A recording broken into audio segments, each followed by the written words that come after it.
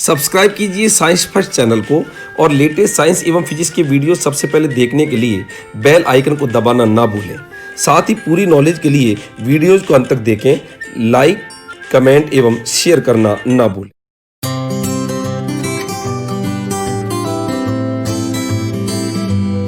नमस्कार दोस्तों, स्वागत है आपका साइंस फर्स्ट चैनल के अंदर। दोस्तों, मनुष्य जन्म से नहीं कर्मों से महान बनता है और ऐसा मनुष्य इंसान जो समाज और देश हित के लिए एक बहुत बड़ा योगदान देता है, समाज और देश को एक सही दिशा देता है, ऐसे मनुष्य इंसान महापुरुष कहलाते हैं। और आपने सुना होगा कि महापुरुषों के व्यक्तित्व में चुंबकीय शक्ति होती है, अर्थात उनका व्यक्तित्व हर किसी को अपनी ओर आकर्षित करता है। इस चुंबक का मतलब आकर्षित करना है और आज दोस्तों हम इस चुंबकत्व और चुंबक के बारे में यहां पर पढ़ेंगे। एक ऐसा टॉपिक जो छोटी कक्षाओं से शुरू होता है और आगे तक अप टू 12 तक इसको यहां पर दिया हुआ है। तो ऐसा टॉपिक जो जनरल साइंस का है, विभिन्न प्रतियोगी परीक्षाएं, चाहे रीट हो, चाहे टेट हो, चाहे एनडीए हो, जनरल टॉपिक है ये, जिसमें से सामान्यतः क्वेश्चन पूछे जाते हैं। आज हम इस टॉपिक के माध्यम से यही जानने का प्रयास करेंगे कि आखिरकार चुंबक, उसका इतिहास क्या है, चुंबक के अंदर क्या क्या खूबियां होती है, चुंबक के अंदर ऐसे कौन से क्वेश्चंस हैं जो प्रतियोगी परीक्षाओं में ज्यादातर पूछे जाते हैं। तो अंत तक आप इस वीडियो में मेरे साथ बने रहिएगा। तो पहली बात, जैसा मैंने भी आपको बताया कि महापुरुषों के व्यक्तित्व में चुंबकीय शक्ति है। ये चुंबकीय शक्ति का मतलब उनका व्यक्तित्व हमको अपनी ओर आकर्षित करता है। तो चुंबकत्व का मतलब ही आकर्षित करना है कि उसके अंदर तो चुंबकीय शक्ति है, इसका मतलब वो अपनी ओर, हमको अपनी ओर आकर्षित करता है।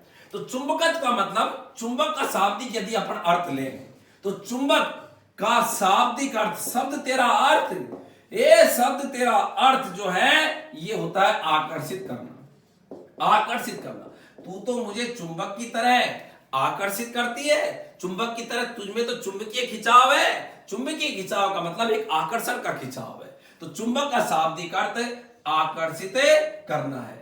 उसके व्यक्तित्व में चुंबकत्व है, इसका मतलब उसका व्यक्तित्व हमें अपनी ओर आकर्षित करता है।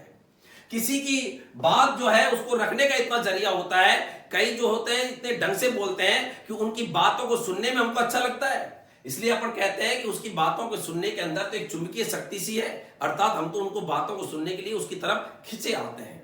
तो चुंबक का जो शाब्दिक अर्थ है यह आकर्षित करना।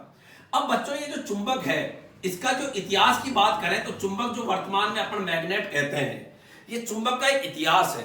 तो इतिहास क्या है, लगभग 600 ईसा वर्ष पूर्व की बात है। 600 ईसा वर्ष पूर्व की बात है। यूनान का एक द्वीप था जिसका नाम था मैग्नीसिया। तो मैं यहां पर लिखता भी चल रहा हूं। तो लगभग 600 ईसा पूर्व, लगभग 600 ईसा पूर्व यूनान के द्वीप, यूनान के एक द्वीप है, उसका नाम था मैग्नेसिया। यूनान का एक द्वीप था मैग्नेसिया। वहां पर क्या हुआ, शाम को नाविक, या कई किताबों में उनको गडरिये बोल रखा है, कई जगह उनको नाविक कह रखा है, कई जगह उनको गडरिये कहा हुआ है, तो बहुत पुरानी बात है। तो जैसे भी प्रमाण मिले उसके आधार पर, तो ये क्या कर रहे थे, घूम रहे थे जैसे गडरिया था, और इन्होंने जूते पहने हुए थे। अब जूतों के अंदर क्या है कि कुछ कील लगी हुई थी। जूतों के अंदर सॉल जो थे, पहले चिपकाने की व्यवस्था नहीं थी, तो आपने देखा होगा कि जो सॉल होता है उसको लगाने के लिए कील से ठोक देते हैं। तो ये जो यहां पर इनके जूतों में कुछ कील सी लगी हुई थी, ऐसे चल रहे थे। एक जगह चले तो इनके जूते जो है वो चिपक गए। अब चिपक गए तो ये कहेंगे ये कैसे चिपके, पैर ही नहीं उठ रहा भाई, ये पैर नहीं उठ रहा, किसने पकड़ लिया। तब इनको पता चला कि यहां पर कोई ऐसी चीज है जिसने हमारे जूतों को पकड़ा। और ऐसी स्थिति के अंदर ये जो यूनान के जो नाविक या गडरिये थे, उस वो टुकड़े को, जिससे कि जूतों को, जिन टुकड़ों ने पत्थर के जैसे थे, जानते नहीं थे क्या थे, उनको ये घर पर ले आए और घर पर लाके इनको टांग दिया। इन्होंने सोचा क्या पता है जूतों के चिपक गए और किसी घरवाड़े के चिपक जाए। तो इन्होंने क्या करा, ये जो पत्थर के जैसे टुकड़े थे, जानते नहीं थे चुंबक है क्या ये, इनको लाके और इनको हदर टांग दिया।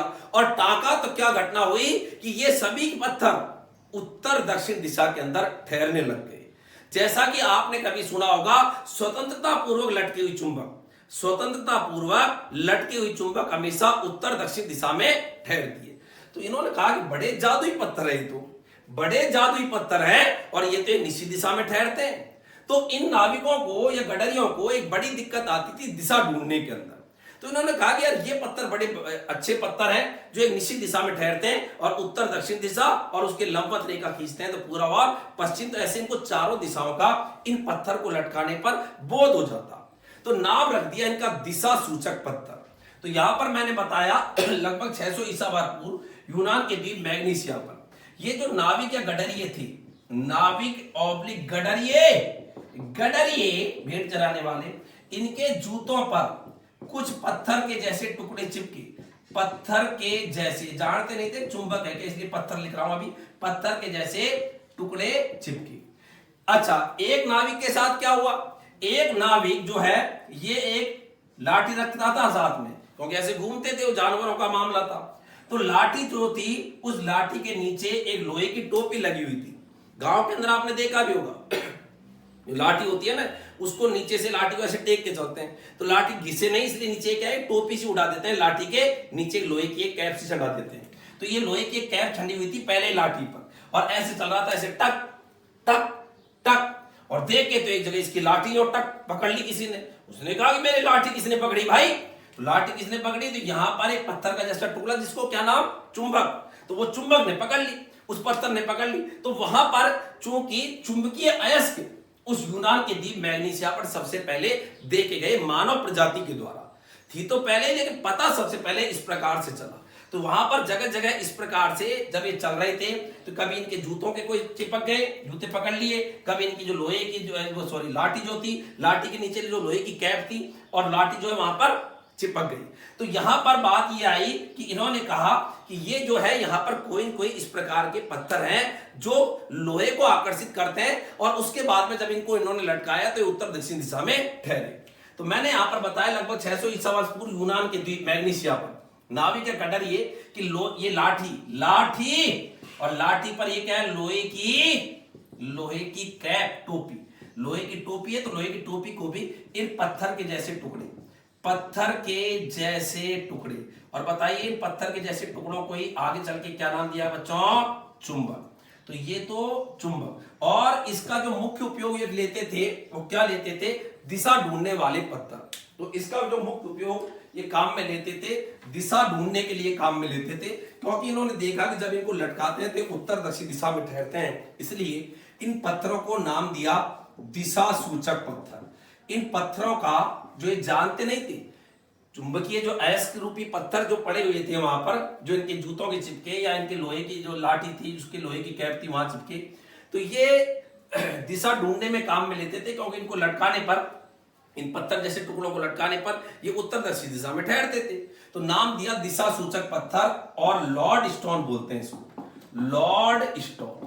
तो दिशा सूचक पत्थर या लॉर्ड स्टोन नाम दिया, दिशा ढूंढने वाले पत्थर इनको नाम दिए।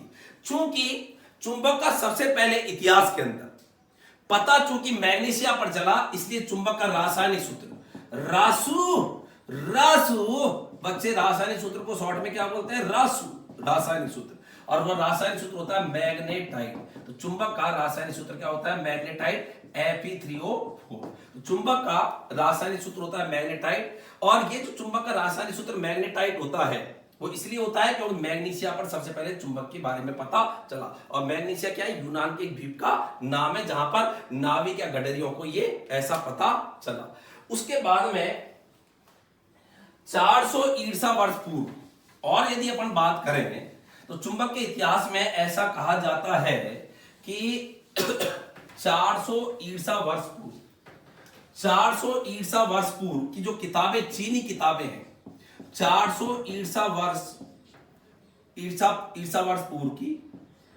पूर्व की चीनी जो किताबें हैं, चाइना की जो किताबें हैं, उनके अंदर भी चुंबक का उल्लेख किया हुआ है।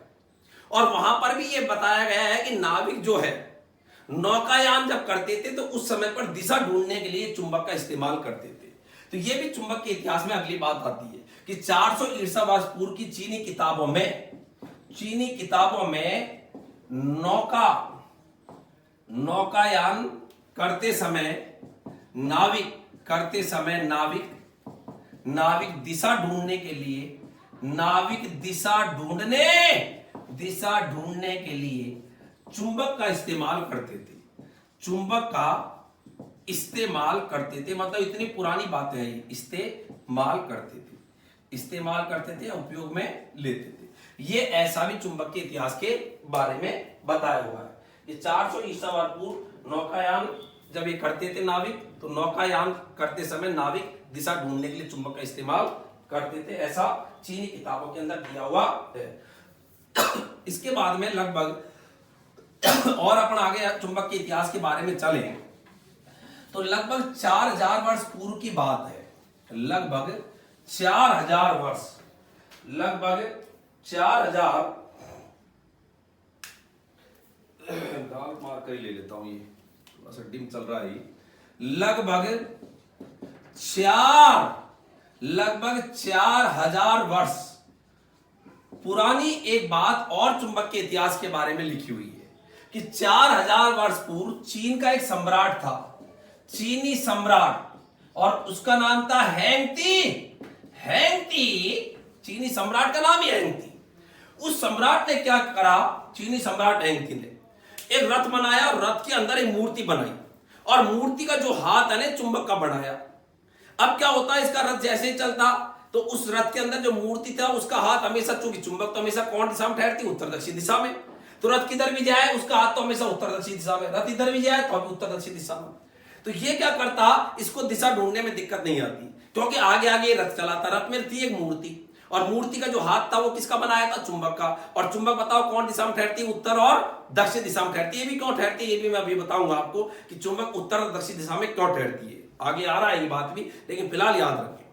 तो इसको क्या, उत्तर दक्षिण दिशा में जब मूर्ति का हाथ ठहरता, उसके लंबवत रेखा पूर्व और पश्चिम, इसको दिशा ढूंढने में दिक्कत आती नहीं थी। और ये धनी क्या करता, घने कोहरे के अंदर या रात में, अंधेरी रात में नहीं करता ही, और घने कोहरे और अंधेरी रात में जब जहां पर कोई आमने सामने का नहीं दिखे, वहां पर छोटी सी सेना के टुकड़े लेके जाता और शत्रु के ठिकाने तक दिशा ढूंढते ढूंढते पहुंच जाता, क्योंकि इसको रास्ते या दिशा ढूंढने में दिक्कत नहीं आती थी, क्योंकि आगे आगे रथ चलाता। अब आगे आगे जब ये रथ चलाता तो रथ के अंदर वो हाथ, मूर्ति बनी हुई थी, मूर्ति का हाथ उसको दिशा बताता था, उत्तर दक्षिण और पूर्व और पश्चिम। तो दिन के अंदर तो टोल ले लेता कि शत्रु इतनी दूरी पर, इतने दिशा के अंदर, इस दिशा में इतनी किलोमीटर दूरी पर है या इतनी मील दूरी पर है। और रात में क्या है कि आराम से ये घने कोहरे में भी दिशा ढूंढते ढूंढते उस शत्रु के ठिकाने तक पहुंच जाता, और सोई हुई सेनाओं को उड़ाता ही।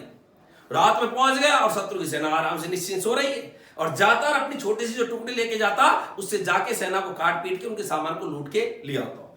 बहुत सारे युद्ध इस चीनी सम्राट हैंगती ने इस चुंबक की बदौलत जीत ली। और आप सोचो इसने चुंबक का कहां उपयोग किया, इसने चुंबक का उपयोग रथ के अंदर एक मूर्ति बनाई, और मूर्ति में एक हाथ जो है वो चुंबक का बना दिया। तो इसने देखो चुंबक की एक अलग ही तरकीब है, और उससे उसने युद्ध जीतना शुरू कर दिया। घने कोहरे में निकलता, शत्रु हमेशा ही अचंभित रहता कि यह आता कैसे है, इतना घने कोहरे के अंदर जब आमने सामने का कोई दिखाई नहीं देता, ये आ जाता है फट जैसी, और आके और बेचारे जो निश्चिंत रहते थे कि कोई नहीं आएगा, वो उसको आके और आक्रमण कर देता है। और ये आ कैसे जाता, जब जहां पर आमने सामने का नहीं दिखाई दे फिर भी आ जाता, किसके कारण, उस रथ में बनी हुई मूर्ति जिसका हाथ किसका था, चुंबक का, जिससे इसको दिशा ढूंढने में दिक्कत नहीं आती थी। तो यहां पर चुंबक के इतिहास में अगली बात है, लगभग 4000 वर्ष पूर्व पुरानी बात है, चीनी सम्राट हैंगती ने रथ में मूर्ति का हाथ किसका बनाया, चुंबक का। और चुंबक का बनाया, उससे क्या हुआ, ये दिशा ढूंढकर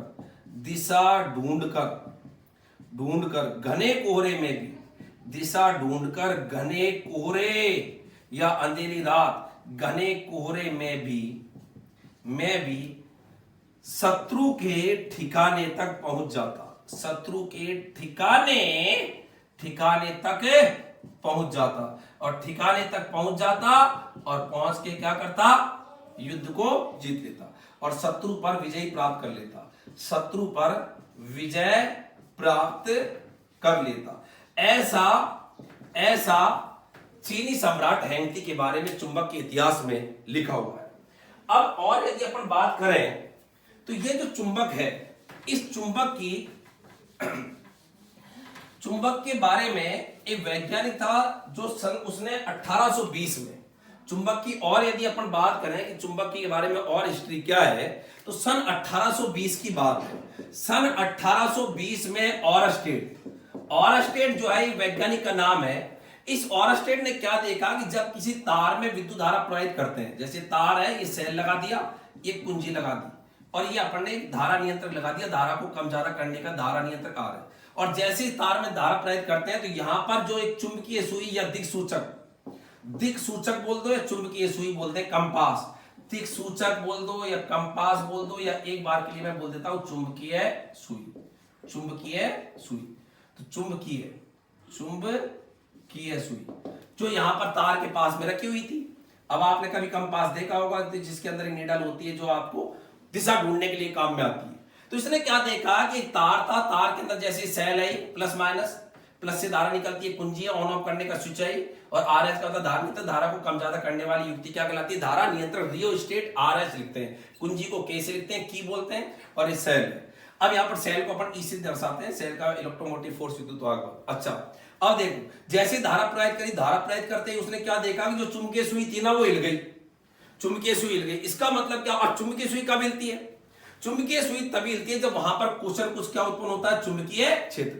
तो इसने कहा कि यार इस तार के कारण जैसे तार में धारा प्रवाहित करेंगे तो चुंबकीय क्षेत्र उत्पन्न होता है, और चुंबकीय क्षेत्र उत्पन्न होने के कारण चुंबकीय सुई जो है ये विक्षेपित हो गई। पहले जैसे चुंबकीय सुई इसके पास में रखी थी, यो थी यहाँ पर, लेकिन जैसे कुंजी लगाई ना, कुंजी लगाते क्या हुआ? धारा प्रवाहित हुई, चुंबकीय क्षेत्र उत्पन्न हुआ, और चुंबकीय क्षेत्र उत्पन्न होते ही उस चुंबकीय क्षेत्र में जो चुंबकीय सुई है वो क्या हो गई? मुड़ गई। तो इसने कहा कि इसका मतलब विद्युत धारा के कारण क्या उत्पन्न होता है? चुंबकीय क्षेत्र। और चुंबकीय क्षेत्र उत्पन्न हुआ तभी तो ये दिक्सूचक कंपास या चुंबकीय सुई क्या हो गई? विक्षेपित हो गई, हिल गई। तो इसने सन 1820 में ऑरस्टेड ने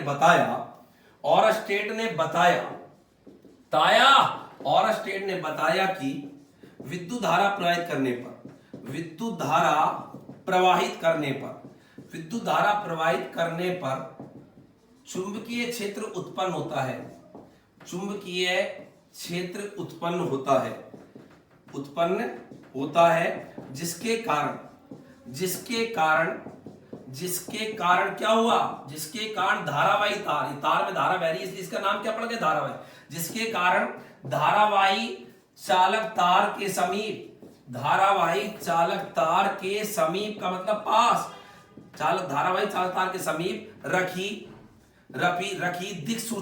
दिक्सूचक अर्थात चुंबकीय सुई या कंपास, दिक्सूचक की सुई विक्षेपित हो जाती है।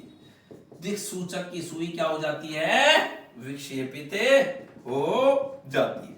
ये बात बताई थी किसने? ऑरस्टेड ने, कि विद्युत धारा के कारण चुंबकीय क्षेत्र उत्पन्न होता है, और ऑरस्टेड इस बात को बोलते हैं विद्युत धारा का चुंबकीय प्रभाव।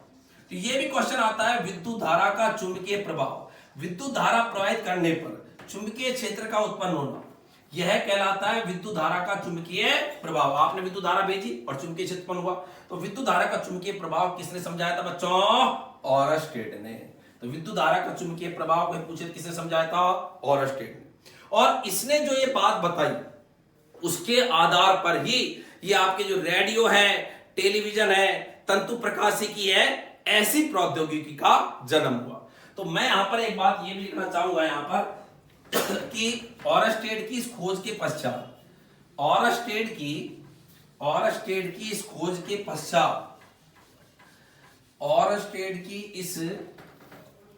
तो यहां पर अगली बात इसको मिटा देता हूं मैं, ऑरस्टेड की इस खोज के पश्चात, तो अगली बात और इंपॉर्टेंट है इसलिए अपन उसको भी लिखेंगे। ऑरस्टेड की इस खोज क्या बताई थी इसने? कि धारा प्रवाहित करने पर चुंबकीय क्षेत्र उत्पन्न हो जाता है, तो और जिसको बोला था विद्युत धारा का चुंबकीय प्रभाव। तो ऑरस्टेड की इस खोज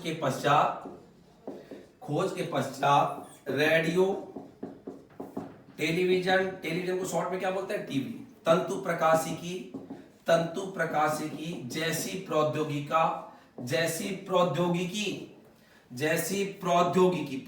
का मतलब क्या होता है? प्रौद्योगिकी हिंदी का वर्ड है, इसका मतलब होता है टेक्नोलॉजी। प्रौद्योगिकी का जन्म हुआ, तो मतलब ये टेक्नोलॉजी सामने आने लग गई, और उसके बाद में, इसकी घटना के बाद में इन पर वैज्ञानिकों ने दिमाग लगाना शुरू किया कि रेडियो टेलीविजन, जो एक तरह से रेडियो टेलीविजन और तंतु प्रकाशिकी का जो डेवलपमेंट हुआ, ये ऑरस्टेड की खोज जो विद्युत धारा का चुंबकीय प्रभाव था उसके बाद में ये स्टार्ट हुआ। तो यहां पर यही है कि ऑरस्टेड की खोज के पश्चात रेडियो, टीवी, तंतु प्रकाशिकी जैसी प्रौद्योगिकी का क्या हुआ, जन्म हुआ। तो ये भी चुंबक के बारे में बताया जाता है। तो चुंबक का इतिहास है। अब क्या होता है कि जो परमाणु है, जैसा कि आप सभी जानते हो, परमाणु जो है, तो परमाणु के चारों ओर इलेक्ट्रॉन चक्कर काटते हैं। वो परमाणु में नाभिक होता है और नाभिक के चारों ओर इलेक्ट्रॉन चक्कर काटते हैं। जैसा कि हम जानते हैं परमाणु में नाभिक और नाभिक चारों ओर इलेक्ट्रॉन चक्कर काटते हैं। इलेक्ट्रॉन के विपरीत बहती है धारा। इलेक्ट्रॉन की गति के विपरीत क्या बहती है, धारा। कभी इलेक्ट्रिकल्स के जब वीडियो चालू होंगे तो वहां पर मैं समझाऊंगा भी। इलेक्ट्रॉन के विपरीत धारा बहती है। ये क्वेश्चन है अपने आप में। धारा की दिशा होती है इलेक्ट्रॉन की गति के विपरीत होती है। अच्छा, अब बताओ धारा बहेगी तो अभी ऑरस्टेड ने क्या बोला था कि जैसे ही धारा बहेगी तो धारावाही लूप बन गया। लूप का मतलब घेरा। और जब धारा प्रवाहित होगी तो धारा कारण क्या उत्पन्न होगा, चुंबकीय क्षेत्र।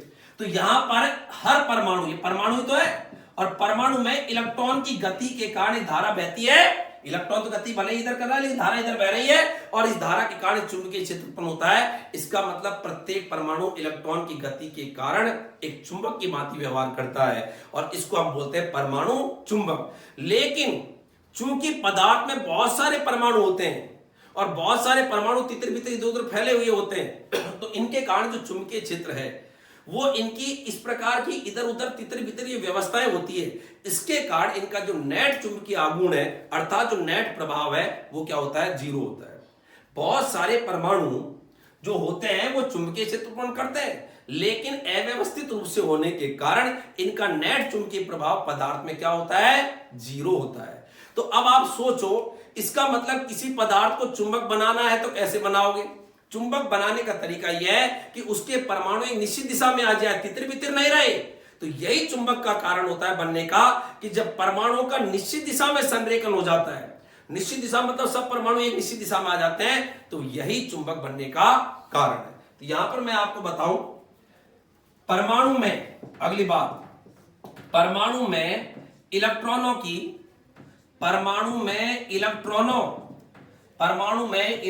की गति के कारण, प्रत्येक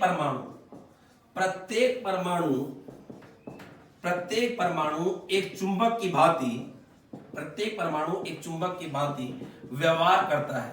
प्रत्येक परमाणु एक चुंबक की भांति व्यवहार करता है। इसे परमाणु चुंबक कहते हैं।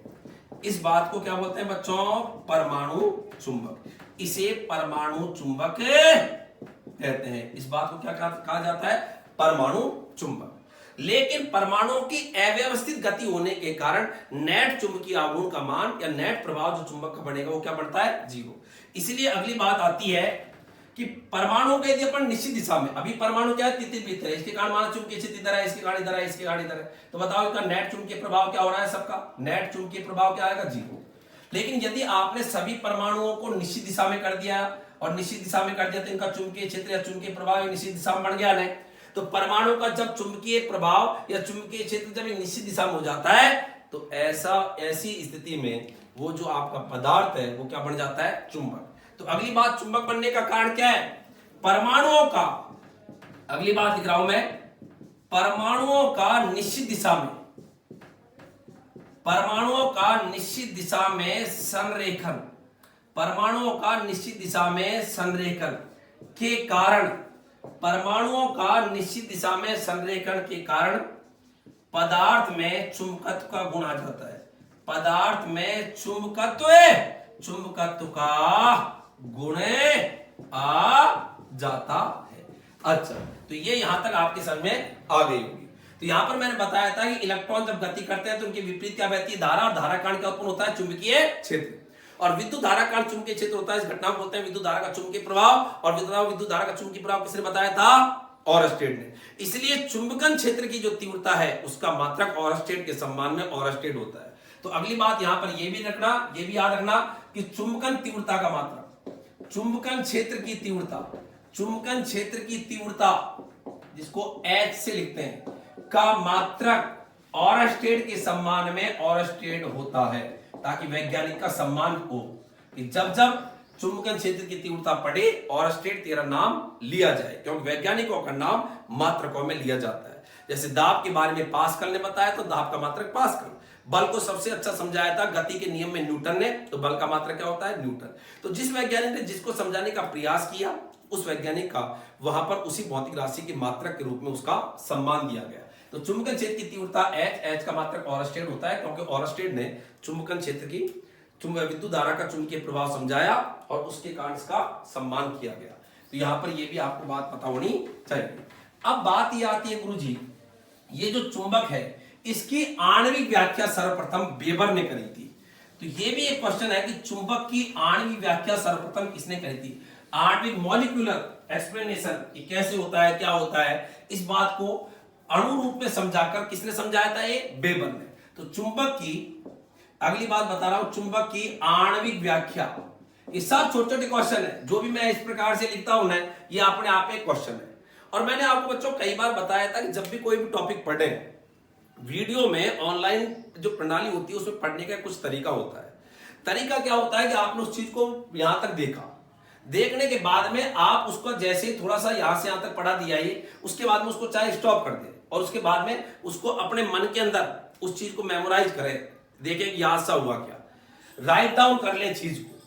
तो ये जो तरीके होते हैं, इन तरीकों को फॉलो करते हैं ना, तब ये ऑनलाइन का फायदा होता है। और सामान्यतः बच्चे पढ़ाई के तरीके नहीं जानते और ये तरीकों को नहीं जानना ही घातक होता है। फिर वो पढ़ते भी रहते हैं, पढ़ तो सभी रहे, लेकिन सफलता बिल्कुल सेलेक्टेड को मिलती है। उसका कारण यही होता है कि कुछ ना कुछ वो अलग से काम कर रहे हैं। तो इसलिए आप क्या है, कोई भी लाइन पढ़ी, लाइन पढ़ने के बाद में आप उसको रोक दें, मेमोराइज करें उसको, फिर उसको आगे चला लें, या पहले पूरा एक बार देख ले उसके बाद उसके नोट्स बना लें, ये भी एक तरीका होता है। या कोई भी बात मैंने लिख रहा हूं उसके बाद में आप उसमें क्वेश्चन का क्रिएट करें, खुद बनाएं कि यार चुंबक, गुजरी जी ने यहां पर लिखा चुंबक की आणविक व्याख्या सर्वप्रथम, मैंने जैसे ये लिखा चुंबक की आणविक व्याख्या सर्वप्रथम किसके द्वारा की गई? वेबर के द्वारा की गई।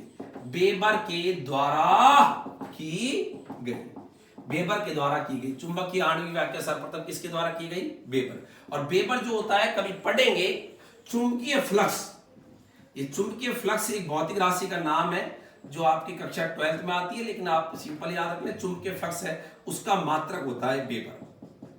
और वेबर को लिखते हैं WV से, वेबर ऐसे लिखते हैं, वेबर WV से, चुंबकीय फ्लक्स का मात्रक।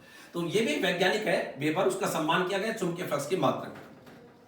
तो चुंबक की आणविक व्याख्या सर्वप्रथम किसके द्वारा की गई? वेबर के द्वारा। चुंबकीय फ्लक्स मोटे तौर पर हल्का सा याद रख लो ऐसे, चुंबकीय बल रेखाओं की संख्या, किसी पृष्ठ से गुजरने वाली लंबवत चुंबकीय बल रेखाओं की संख्या को बोलते हैं चुंबकीय फ्लक्स। तो एक आइडिया याद रखें, चुंबकीय फ्लक्स क्या होता है? चुंबकीय बल रेखाओं की संख्या। कभी चुंबकीय बल रेखा शब्द सुना होगा, नहीं तो मैं अभी बता रहा हूं। तो चुंबकीय फ्लक्स का मात्रा क्या होता है? वेबर। तो अब यहां पर आपको क्वेश्चन खुद को कैसे बनाना है कि यार चुंबक की आणविक व्याख्या सर्वप्रथम किसके द्वारा की गई? वेबर। या क्वेश्चन यूं भी आ सकता है, वेबर के द्वारा की गई चुंबक की आणविक व्याख्या। या क्वेश्चन यूं आ सकता है, चार शब्द इधर दे दे, चार शब्द इधर दे दे, सुमेलन करो। तो सुमेलन में जहां वेबर होगा ना, तो वेबर के आगे सुमेलन क्या करेंगे कि चुंबक की आणविक व्याख्या। तो चुंबक की आणविक व्याख्या किसने करी थी? वेबर ने। इधर लिख रखा है विद्युत धारा का चुंबकीय प्रभाव, तो वो किससे बताओ कनेक्ट होगा?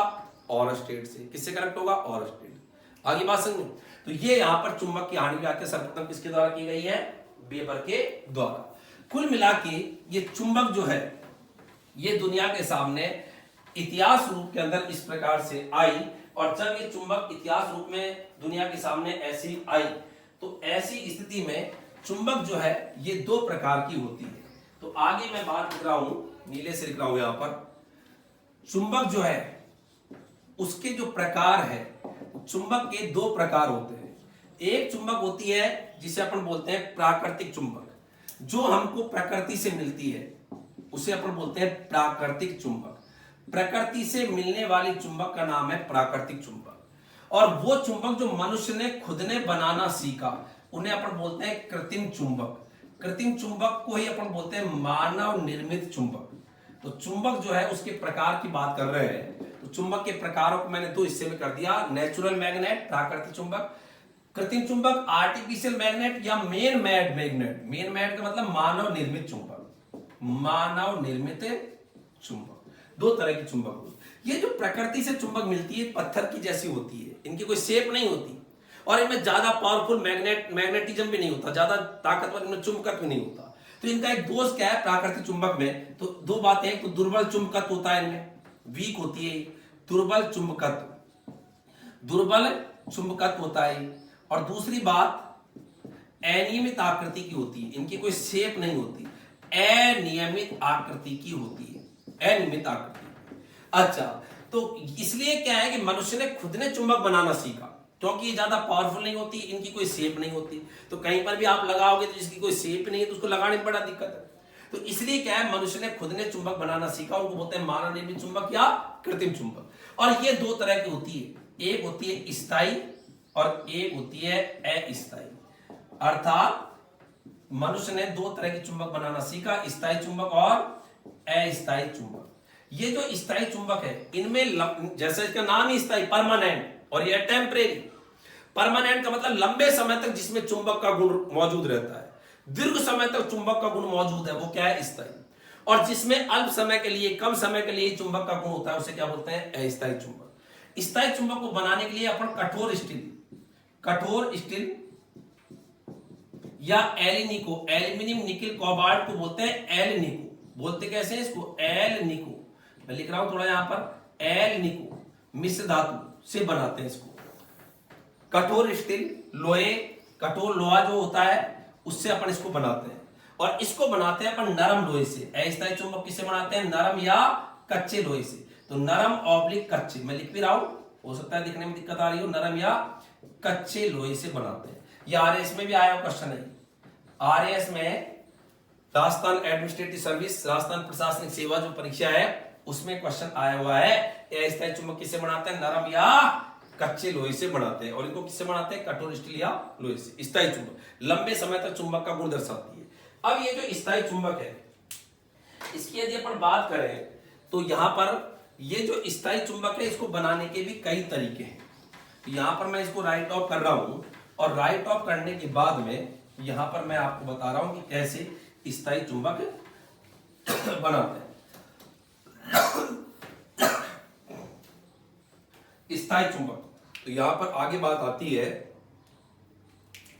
स्थायी चुंबक। स्थायी चुंबक बनाने के कारण, बनाने के तरीके।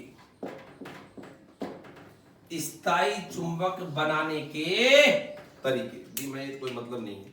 स्थायी चुंबक बनाने के तरीके, ये स्थायी चुंबक बनाने का जो तरीका है, ये तरीके क्या है, कई तरीके हैं। नंबर 1, पहला तरीका, एक तरीका क्या है, जो विलियम गिलबर्ट एक वैज्ञानिक था, उसकी किताब है डी मैग्नीटो।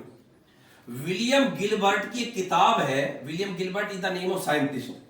उसकी एक किताब है, और उस किताब का नाम क्या है, इसकी किताब है, और किताब का नाम है डी मैग्नीटो। किताब का नाम है डी मैग्नीटो। विलियम गिलबर्ट की किताब है डी मैग्नीटो। उसमें ये पहला तरीका बता रखा है स्थायी चुंबक बनाने का। तो यदि आपको कोई स्थायी चुंबक पढ़ना है ना, कैसे बनाते हैं, कि सबसे पहले यदि देखें तो विलियम गिलबर्ट लेखक का नाम है, और एक किताब लिया ना डी मैग्नीटो, उसमें देख लेना कि भाई कैसे। तो मैं आपको बता देता हूं, यहां पर लाने क्या जरूरत है। तो ऐसे है कि आप इतना ही पढ़ लो, बहुत है। हाँ, विलियम गिलबर्ट की डी मैग्नीटो किताब लाके स्थायी चुंबक बनाने का तरीका समझोगे। तरीका यही है कि उस किताब के अंदर एक दिया हुआ एक डायग्राम, एक चित्र दे रखा है, और उसमें क्या चित्र है कि एक लोहार जो है, ये लोहा जो होता है, लोहे को लाल कर देता है गर्म करके उसको लाल तप्त लाल तप्त का मतलब गर्म करके तप्त लाल लोहा का मतलब तपा हुआ लाल रंग का हो जाता है लोहा। इतना गर्म कर देता है लोहे को गर्म करके, और उसके बाद में उस लोहे को उत्तर दक्षिण दिशा में रखता है। उस लोहे की छड़ को कौन दिशा में रखता है, लोहे की छड़ को उत्तर दक्षिण दिशा में। जैसे मान लो इसको गर्म करके लाल कर दिया और उसको उत्तर दक्षिण दिशा में रख दिया, और उसके बाद में उसको मारता है, पीटता है उसको, तो उसके कारण उसमें चुंबक का गुण आ जाता है। तो पहला जो चुंबक का तरीका है वो यही है। तो यहां पर विलियम गिलबर्ट की किताब डी मैग्नीटो में क्या उल्लेख है कि लोहे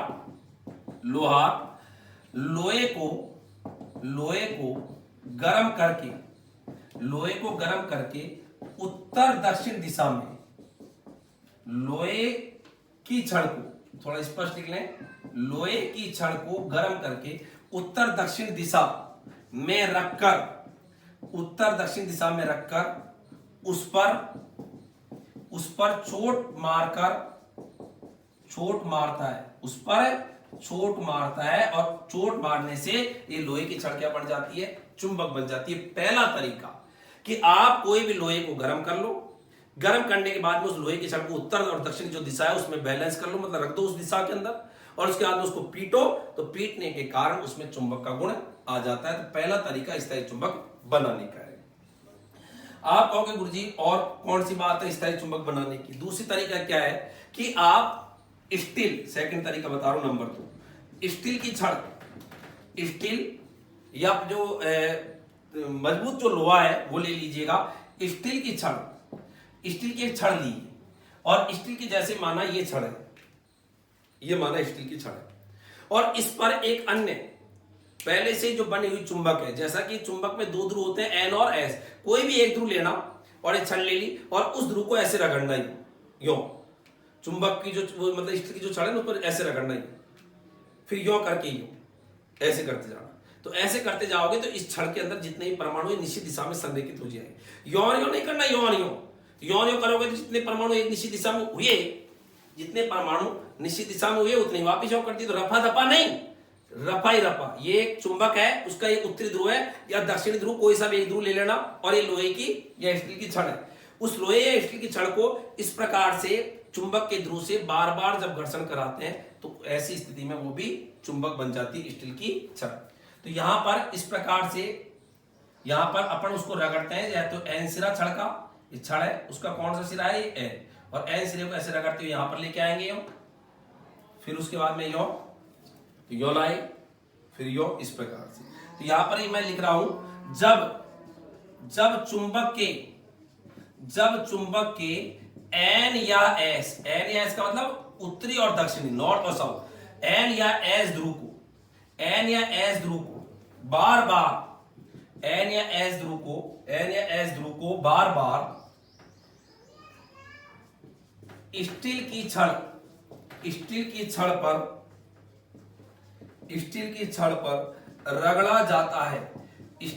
पर रगड़ा जाता है, तो वह चुंबक बन जाती है। और इस घटना को बोलते हैं, यहां जगह नहीं है नीचे, मैं यहां लिख रहा हूं, इस घटना को बोलते हैं चुंबकीय प्रेरण। इस घटना का नाम क्या है बच्चों? चुंबकीय प्रेरण। ये चुंबक जो थी ये पहले से ही चुंबक थी, उसका एन सिरा, ये एस सिरा, तो अपन ने एन या एस में कोई भी सिरा लेके और स्टील की छड़ पर ऐसे रगड़ा, तो ये भी क्या बन गई? चुंबक। तो इस पे चुंबक था और इसके चुंबक का गुण इसमें भी, ये भी चुंबक बना दी, अर्थात इसकी प्रेरणा से इसमें भी चुंबक आ गई, यो समझिएगा। इसलिए घटना क्या कहलाती है? चुंबकीय प्रेरण। तेरी प्रेरणा से कि तूने कुछ ऐसा किया कि मैं भी चुंबक बन गई, और तेरी प्रेरणा से मेरे अंदर चुंबक का गुण आना, स्टील की छड़ तुझमें चुंबक का गुण आना, घटना कहलाती है चुंबकीय प्रेरण। ये भी एक बनाने का तरीका होता है, कैसे इसको अपन बनाते हैं, तो ये भी आपको पता होना चाहिए, जिसके आधार पर अपन इसको कर लेते हैं। अच्छा, आगे जो बात आती है, ये आती है कि यदि परिनलिका में, एक और तरीका यहां पर है कि यदि स्थायी चुंबक बनाने के लिए, इसको मिटा देता हूं, अगला जो तरीका है, अगले तरीके में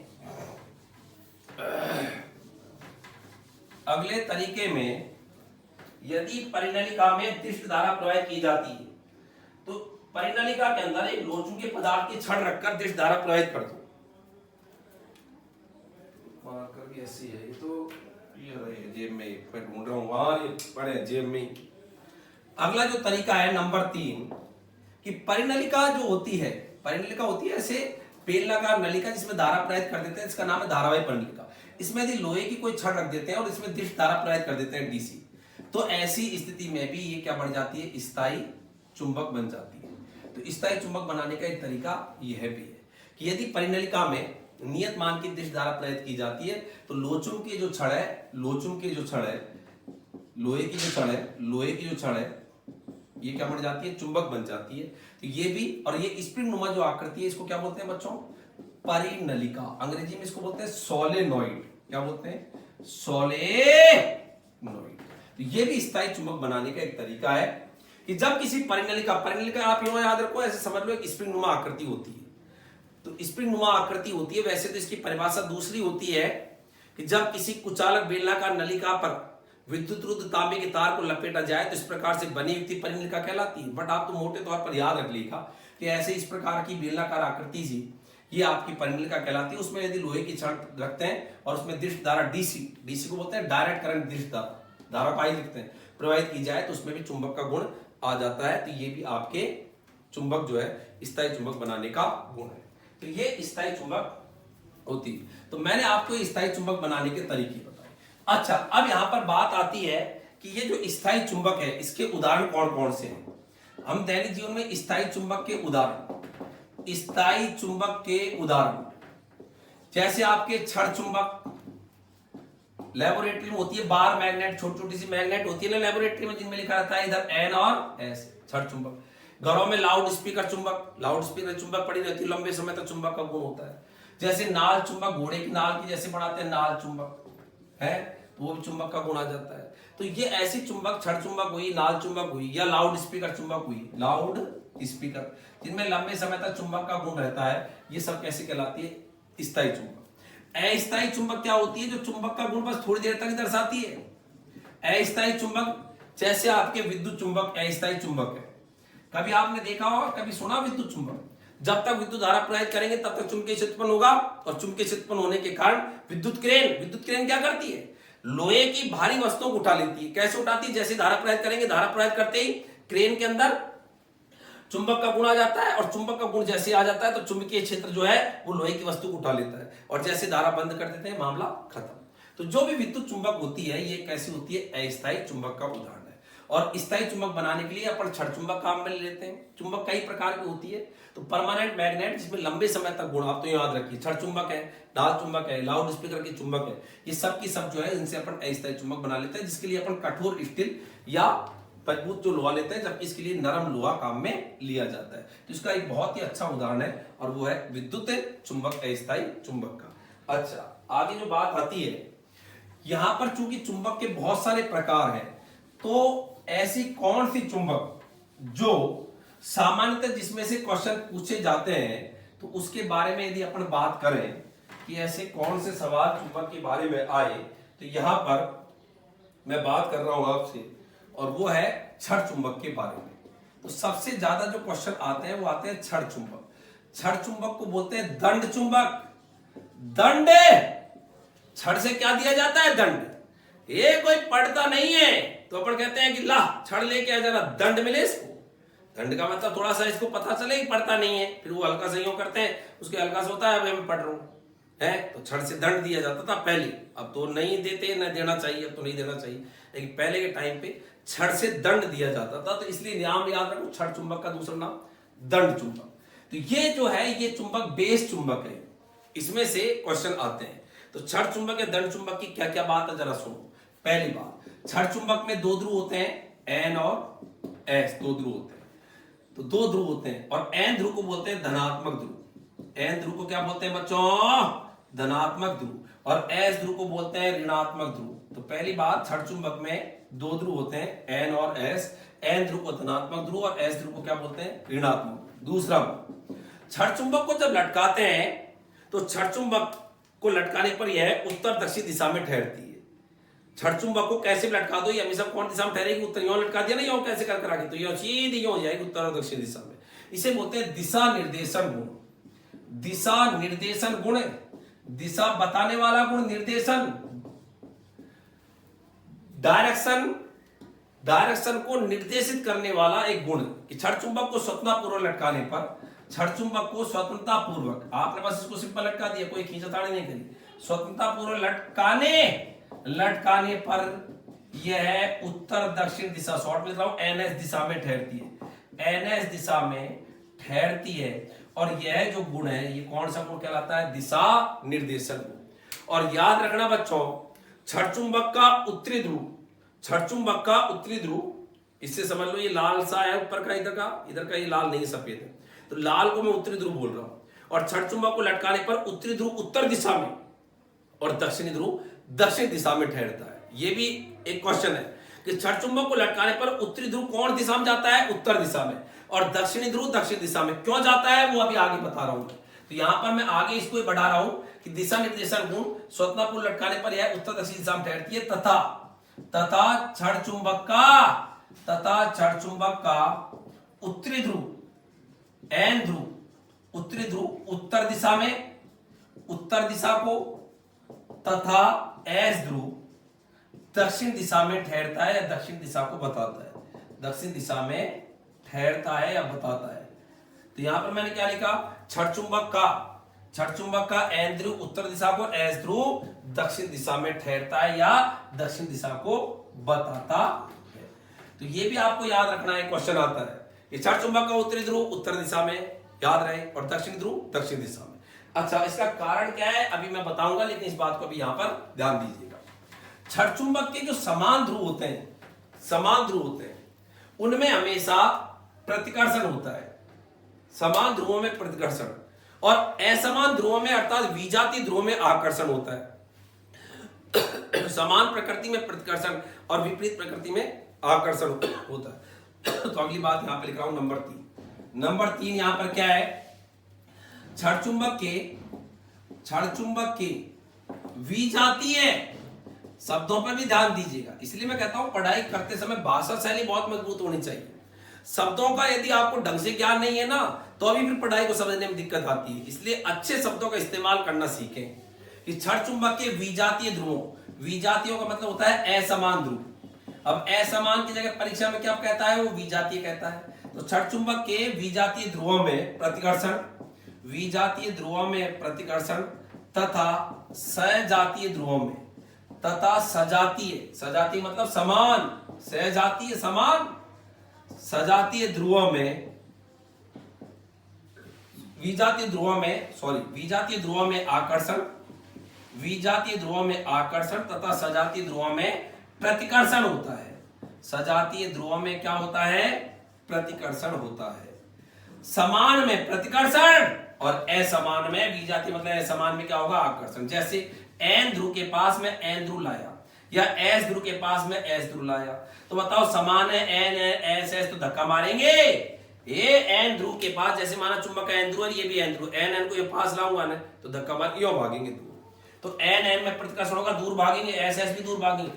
लेकिन यदि एन ध्रुव के पास यदि मैं एस को ला जाए तो एन के पास ये एन है, माना ये एस है, तो पास लाए तो ये तो चिपक जिए।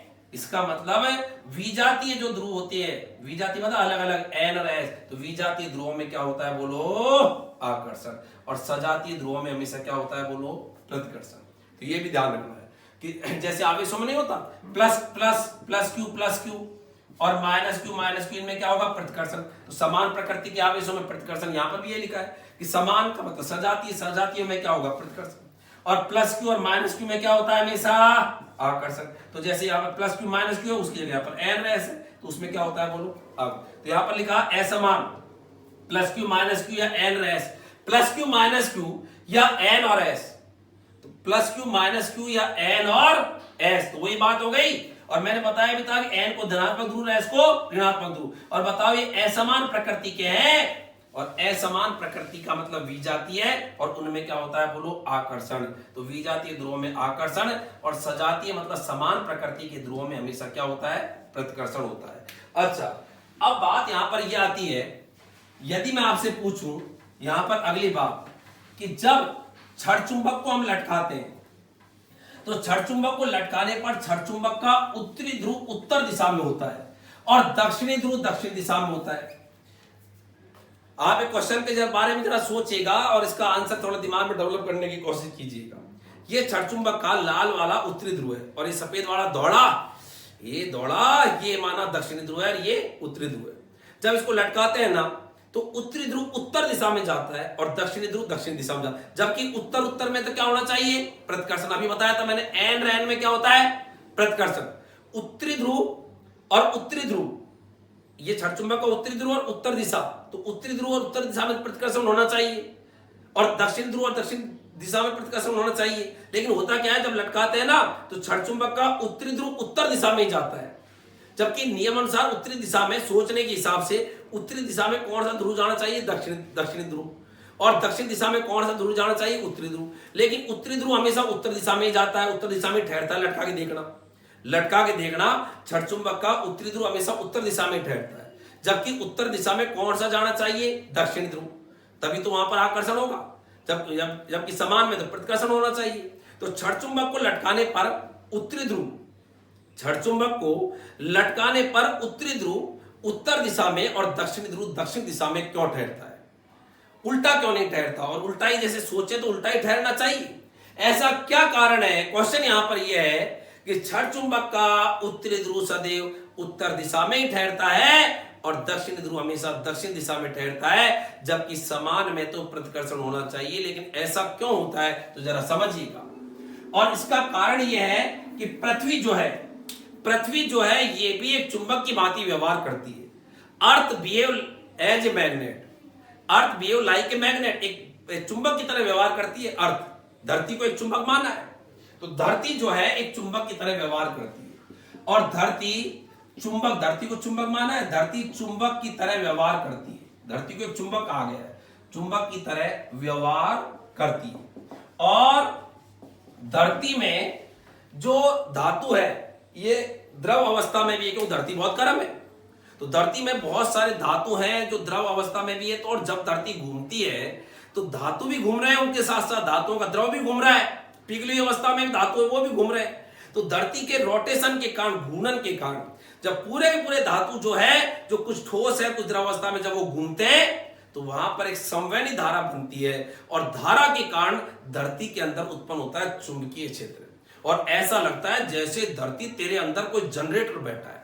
और इसको बोला डायनामो प्रभाव। इस घटना को क्या बोलते हैं? तो धरती के अंदर संवहनी धारा बनती है। धरती में, धरती तेरी घूर्णन गति के कारण, धरती की घूर्णन गति के कारण, मैंने बताया था धातु जो है ये रगड़ खाते हैं, घूर्णन गति करते हैं। तो घूर्णन गति के कारण धातुओं में संवहनी धारा, धातुओं के कारण संवहनी धारा उत्पन्न होती है, संवहनी धारा उत्पन्न होती है। और ऐसा लगता है जैसे धरती के अंदर एक जनरेटर डेवलप हो रहा है, स्वजनित्र। और ये घटना कहलाती है डायनेमो प्रभाव। इस घटना को क्या बोलते हैं बच्चों? डायनेमो प्रभाव। डायनेमो मतलब जनरेटर। जनरेटर क्या करता है? विद्युत धारा देता है। तो अंदर ही अंदर क्या है? एक धारा उत्पन्न हो रही है। धारा कैसे उत्पन्न हो रही है? पृथ्वी की घूर्णन के कारण जो धातुआ तो सब घूम रहे हैं ना, तो उसके कारण एक धारा बन रही है। और धारा बन रही है तो ऐसा लग रहा है जैसे धरती तेरे अंदर तो एक जनरेटर है, और जो जनरेटर तूने खुद नहीं बनाया, तो स्वजनित्र। और घटना का नाम है डायनेमो प्रभाव। जनित्र का ही पर्यायवाची है डायनेमो। जनित्र कह दो, जनरेटर कह दो, डायनेमो कह दो, तीनों एक ही बात है। तो धरती चुंबक की तरह व्यवहार करती है। और धरती की घूर्णन गति के कारण जब धातु जो है ठोस और पिघली अवस्थाओं में जब घूर्णन करते हैं तो संवहन धारा उत्पन्न होती है। उसके कारण एक चुंबकीय क्षेत्र उत्पन्न होता है। क्योंकि धारा कारण क्या उत्पन्न होता है? हमेशा चुंबकीय क्षेत्र। धारा के कारण हमेशा जब जब धारा शब्द आएगा, बताइए धारा के कारण क्या उत्पन्न होता है? चुंबकीय क्षेत्र। और धारा के कारण चुंबकीय क्षेत्र उत्पन्न होता है, यही तो बात बताई थी ऑरस्टेड ने, विद्युत धारा का चुंबकीय प्रभाव। तो धरती चुंबक की तरह व्यवहार करती है। अब बात यह आती है कि धरती चुंबक की तरह व्यवहार करती है, इसको समझाने के लिए ये इस प्रकार की एक बात रखी गई। इससे पहले एक वैज्ञानिक ने ये कहा कि भाई धरती के अंदर एक बहुत बड़ी चुंबक है। उसने डायरेक्ट ये बोल दिया कि धरती के अंदर तो एक बहुत बड़ी चुंबक है। लेकिन आप जानते हो धरती के अंदर इतना ज्यादा टेम्परेचर है कि इतने अधिक तापमान पर तो अब तक उस चुंबक का चुंबकत्व खत्म हो जाना चाहिए, क्योंकि तापमान के कारण चुंबक का चुंबकत्व खत्म हो जाता है। इसलिए उसके मत को अमान्य घोषित कर दिया। यह भी मत पूरी तरह से मान्य नहीं है, लेकिन कुछ हद तक अभी तक मान्य है। वर्तमान में भी अभी तक वैज्ञानिक लगातार इसको खोज रहे हैं, इस बात को इसको ढूंढ रहे हैं कि आखिरकार धरती चुंबक की तरह व्यवहार क्यों करती है। तो लगातार इसमें शोध अभी तक भी चल रहा है, लेकिन कुछ हद तक इस मत को मान्यता मिली है अन्य मतों की तुलना में। इसलिए परीक्षा में ये वाला जो मत है यही पूछा जाता है और किताबों के अंदर भी यही आपको मिलता है। तो धरती चुंबक की तरह व्यवहार करती है, ये तो पक्का है। अब करती क्यों है उसके बारे में 100% अभी तक पता नहीं चला। कुछ हद तक ये आपने स्वजनित्र या डायनेमो प्रभाव से अपन ने इस बात को लिखी है।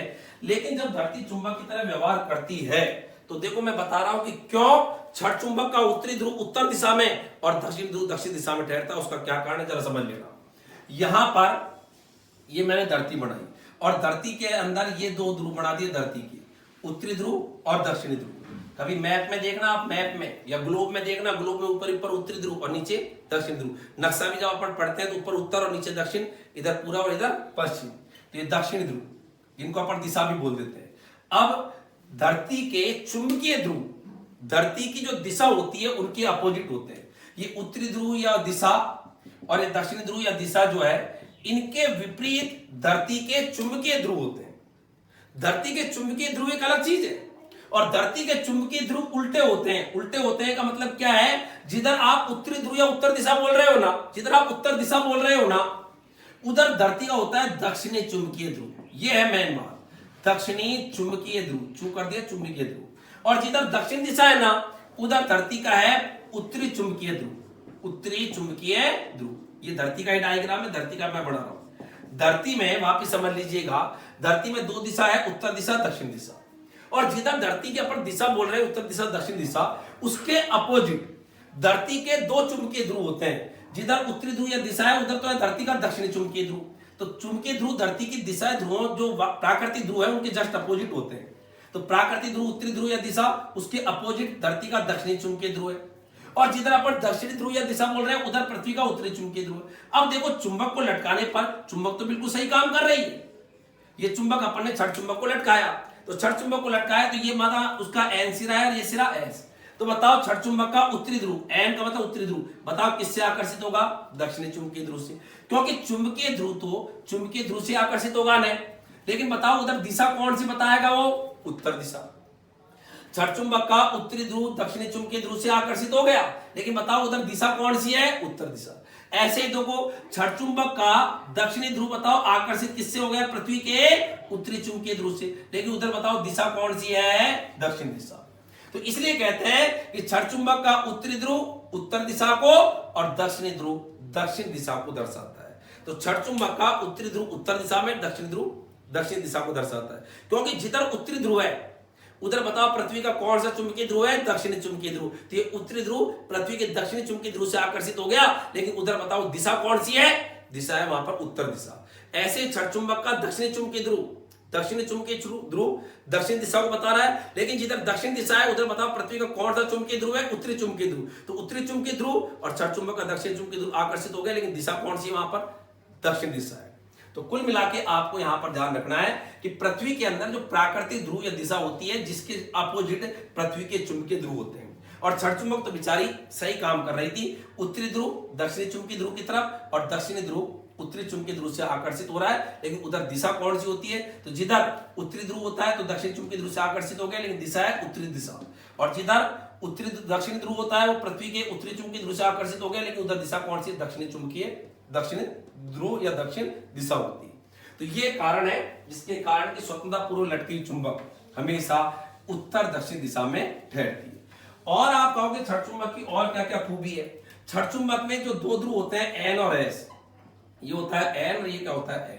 ये एन और एस जो होता है, इसको जब भी छड़ चुंबक को उठा के यदि लोहे के बुरादे में डाल दें तो लोहे का सबसे ज्यादा बुरादा यहां चिपकेगा, यहाँ और यहां लोहे का बुरादा बहुत ही कम चिपकता है। इसका मतलब ध्रुवों की आकर्षण क्षमता शेष भाग की तुलना में अधिक होती है। तो अगली बात मैं बता रहा हूं,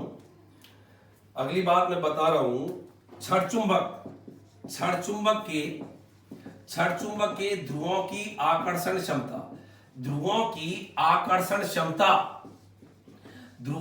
आकर्षण क्षमता शेष भाग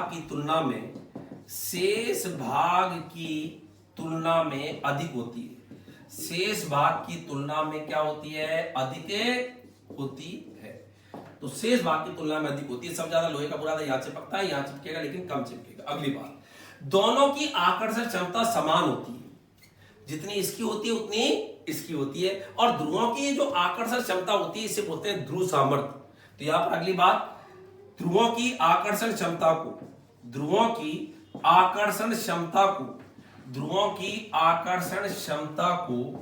ध्रुव सामर्थ्य कहते हैं। ध्रुव सामर्थ्य या ध्रुव प्रबलता कहा जाता है। ध्रुव प्रबलता कहते हैं, यह भी आपको ध्यान रखना है। तो ध्रुवों की आकर्षण क्षमता को ध्रुव सामर्थ्य ध्रुव प्रबलता कहते हैं, और ध्रुव सामर्थ्य ध्रुव प्रबलता को स्मॉल एम से लिखते हैं। और इसका मात्रक मैं लिख देता हूं, यह भी महत्वपूर्ण है, ध्रुव सामर्थ्य का मात्रक। ध्रुव सामर्थ्य का जो मात्रक है, तो बताइए ध्रुव सामर्थ्य का मात्रक याद रख लेना, सीधा ही एम्पियर गुणा मीटर होता है। तो ध्रुवों की आकर्षण क्षमता को ही ध्रुव सामर्थ्य बोलते हैं, और इसका मात्रक क्या होता है? एम्पियर गुणा मीटर होता है। और ये जो ध्रुव सामर्थ्य है, ध्रुवों की आकर्षण क्षमता, ये अनप्रस्थ काट पर, और चुंबक जो है ये किससे बनी हुई है, किस पदार्थ से, उसकी प्रकृति पर निर्भर करती है। तो याद रखना, ध्रुव सामर्थ्य केवल चुंबक की लंबाई पर निर्भर नहीं करती थी, ये केवल किस पर निर्भर करती है, अनप्रस्थ काट पर और चुंबक जिस पदार्थ का बना हुआ उसकी प्रकृति पर। यदि आपने इसी चुंबक को यूं काट दिया तो बताओ, अनप्रस्थ काट कम हो गया नहीं, और अनप्रस्थ काट कम हो गया, तो ऐसी स्थिति में ध्रुवों की आकर्षणता भी क्या हो गई, कम हो गई। तो अगली बात मैं यहां पर लिख रहा हूं कि यहां पर बात यह है कि ये जो ध्रुव सामर्थ्य है, ध्रुव सामर्थ्य है, ध्रुवों की जो आकर्षण क्षमता है, इसका मात्रा बताया था एम्पीयर गुणा मीटर। तो अगली बात है यहां पर ध्रुव सामर्थ्य, ध्रुव सामर्थ्य का मान, ध्रुव सामर्थ्य की निर्भरता, ध्रुव सामर्थ्य की निर्भरता। तो ध्रुव सामर्थ्य की निर्भरता क्या है, पदार्थ की प्रकृति पर चुंबक किसकी बनी हुई है, निर्भरता दो ही है, पदार्थ की प्रकृति और अनप्रस्थ काट पर, क्रॉस सेक्शन एरिया। अनप्रस्थ काट का मतलब क्षेत्रफल होता है, अनप्रस्थ काट का मतलब क्या होता है, क्षेत्रफल, ये वाला क्षेत्रफल। और बताओ, यदि आपने चुंबक का ये वाला हिस्सा कम कर दिया, अर्थात ये है अनप्रस्थ काट, ये आपने कम कर दिया, क्षेत्रफल कम कर दिया, तो ध्रुव सामर्थ्य, ध्रुव सामर्थ्य किसमें नाम से लिखा था ना मैंने, ध्रुव सामर्थ्य का मान भी क्या हो जाएगा, कम हो जाएगा। हिंदी में लिख दूं, क्षेत्रफल कम होने पर, या ऐसे लिख दूं, अनप्रस्थ काट कम होने पर, आपको हिंदी में लिख देता हूं, अनप्रस्थ काट घटने पर, अनप्रस्थ काट घटने पर ध्रुव सामर्थ्य का मान घट जाता है, ध्रुव सामर्थ्य भी घट जाएगा, ध्रुव सामर्थ्य का मान क्या हो जाएगा, घट जाएगा। आपने चुंबक है, इसके हिस्से को यूं काट दिया तो इसकी ध्रुवों की शक्ति क्या हो जाएगी, कम हो जाएगी। तो ध्रुव सामर्थ्य अनप्रस्थ काट घटने पर ध्रुव सामर्थ्य मान घट जाएगा, और ध्रुव सामर्थ्य का मान कभी भी चुंबक की लंबाई पर निर्भर नहीं करता, चुंबक की लंबाई पर निर्भर नहीं करता, निर्भर नहीं करता, ये भी आपको ध्यान रखना है। तो ध्रुव सामर्थ्य जो है चुंबक की लंबाई पर निर्भर नहीं करता है। अच्छा, अब बात आती है और क्या बात होती है क्षण चुंबक में। क्षण चुंबक जो है, ये क्षण चुंबक जो है उसके एन और एस ध्रुव को कभी भी अलग अलग नहीं कर सकते। तो अगली बात यहां पर मैं बता रहा हूं कि क्षण चुंबक में आप, ये क्षण चुंबक है, एक है एन और ये क्या है एस, तो आप इनको अलग अलग करना चाहो ना, कि काटना चाहो यदि एन एस को, तो अलग अलग नहीं कर सकते। एन के सामने तुरंत प्रेरण के कारण एस, और एस के सामने तुरंत प्रेरण के कारण क्या बन जाएगा, एस। कोई कहेगा गुरुजी मैं फिर अलग अलग करना चाहूंगा, हैरान हो जाएगा, लेकिन कभी होगा नहीं, हैरान हो जाएगा, लेकिन ये एक भाग कभी अलग अलग नहीं होंगे, एन ध्रुव और एस ध्रुव, एन, और बताओ इधर क्या बन गया, ये एन, इसके सामने एस, इधर बताओ एस और एस के सामने एन, ऐसे इसके दो टुकड़े करेंगे तो एन, ये टुकड़े कर दिए तो एक यहां तक बढ़ गई चुंबक, ये बढ़ गई, दो टुकड़े कर दिए, एन के सामने क्या बढ़ जाएगा एस, और एस के सामने क्या बढ़ जाएगा एन। यहां पर भी यही है, एन एन के सामने एस, और इधर एस एस के सामने क्या बढ़ गया है। तो मतलब क्षण चुंबक को जब भी आपने काटा तो हमने एन एस को अलग अलग नहीं कर सकते, काटोगे तो तुरंत एन के सामने क्या बन गया एस। जैसे दो टुकड़े कर लिए, एक टुकड़ा ये रहा, एक टुकड़ा ये रहा, एन के सामने एस, एन के सामने एस बन गया, और एस के सामने एन बन गया। ऐसे इसके भी दो टुकड़े करें तो बताओ एन के सामने एस और एस के सामने एन।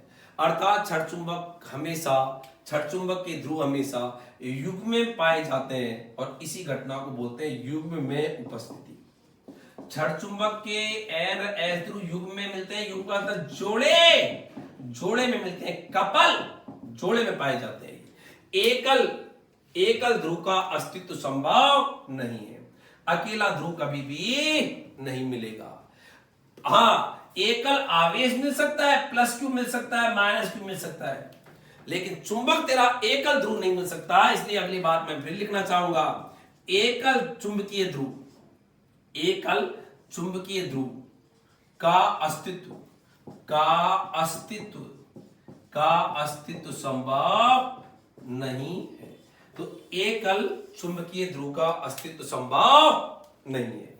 तो इसलिए यहां पर फिर क्वेश्चन आता है, क्वेश्चन यहां पर यह आता है कि चुंबकीय ध्रुव हमेशा द्विध्रुव के रूप में होता है, क्योंकि एन अकेला नहीं होता, एन के साथ में क्या होता है एस, एन के साथ में एस होगा ही होगा, इसलिए हमेशा चुंबकीय द्विध्रुव होता है। अतः सदैव चुंबक के एक ध्रुव की बात नहीं करते, अतः सदैव चुंबकीय द्विध्रुव ही काम में लेते हैं, क्योंकि अकेला होता ही नहीं। तो ये भी आपको बात पता होनी चाहिए। अब यहां पर बात आती है कि गुरुजी ये जो चुंबक है, इस चुंबक में अगली जो बात बता रहा हूं कि यहां पर ये जो चुंबक है, इस चुंबक में यहां पर ये जो एन एस है,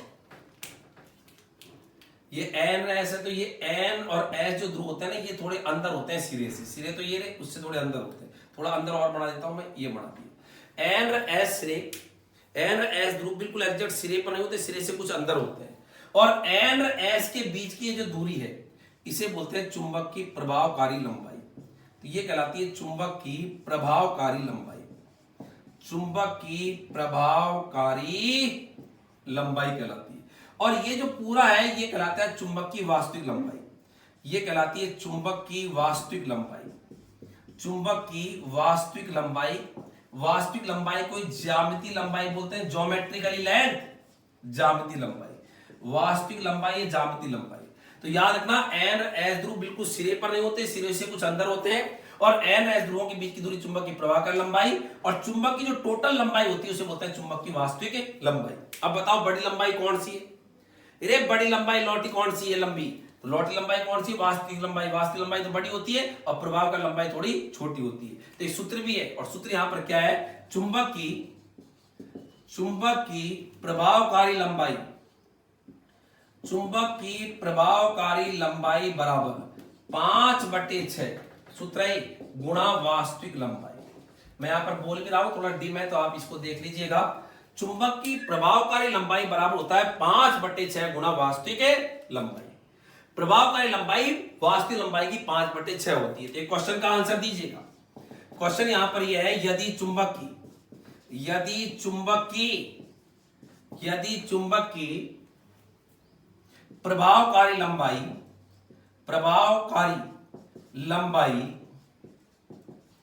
15 सेंटीमीटर है, तो वास्तविक लंबाई क्या होगी?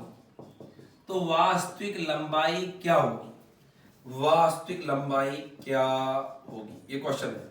बताओ, प्रभावकारी लंबाई दे रखी है, वास्तविक लंबाई पूछी है, तो अपने पास सूत्र है, तो आराम से सूत्र के अंदर मान जमा देंगे। और मान कैसे जमा देंगे? तो ये यहाँ पर थोड़ा सा मिटा देते हैं। और मान जमाने के लिए देखो बिल्कुल सिंपल।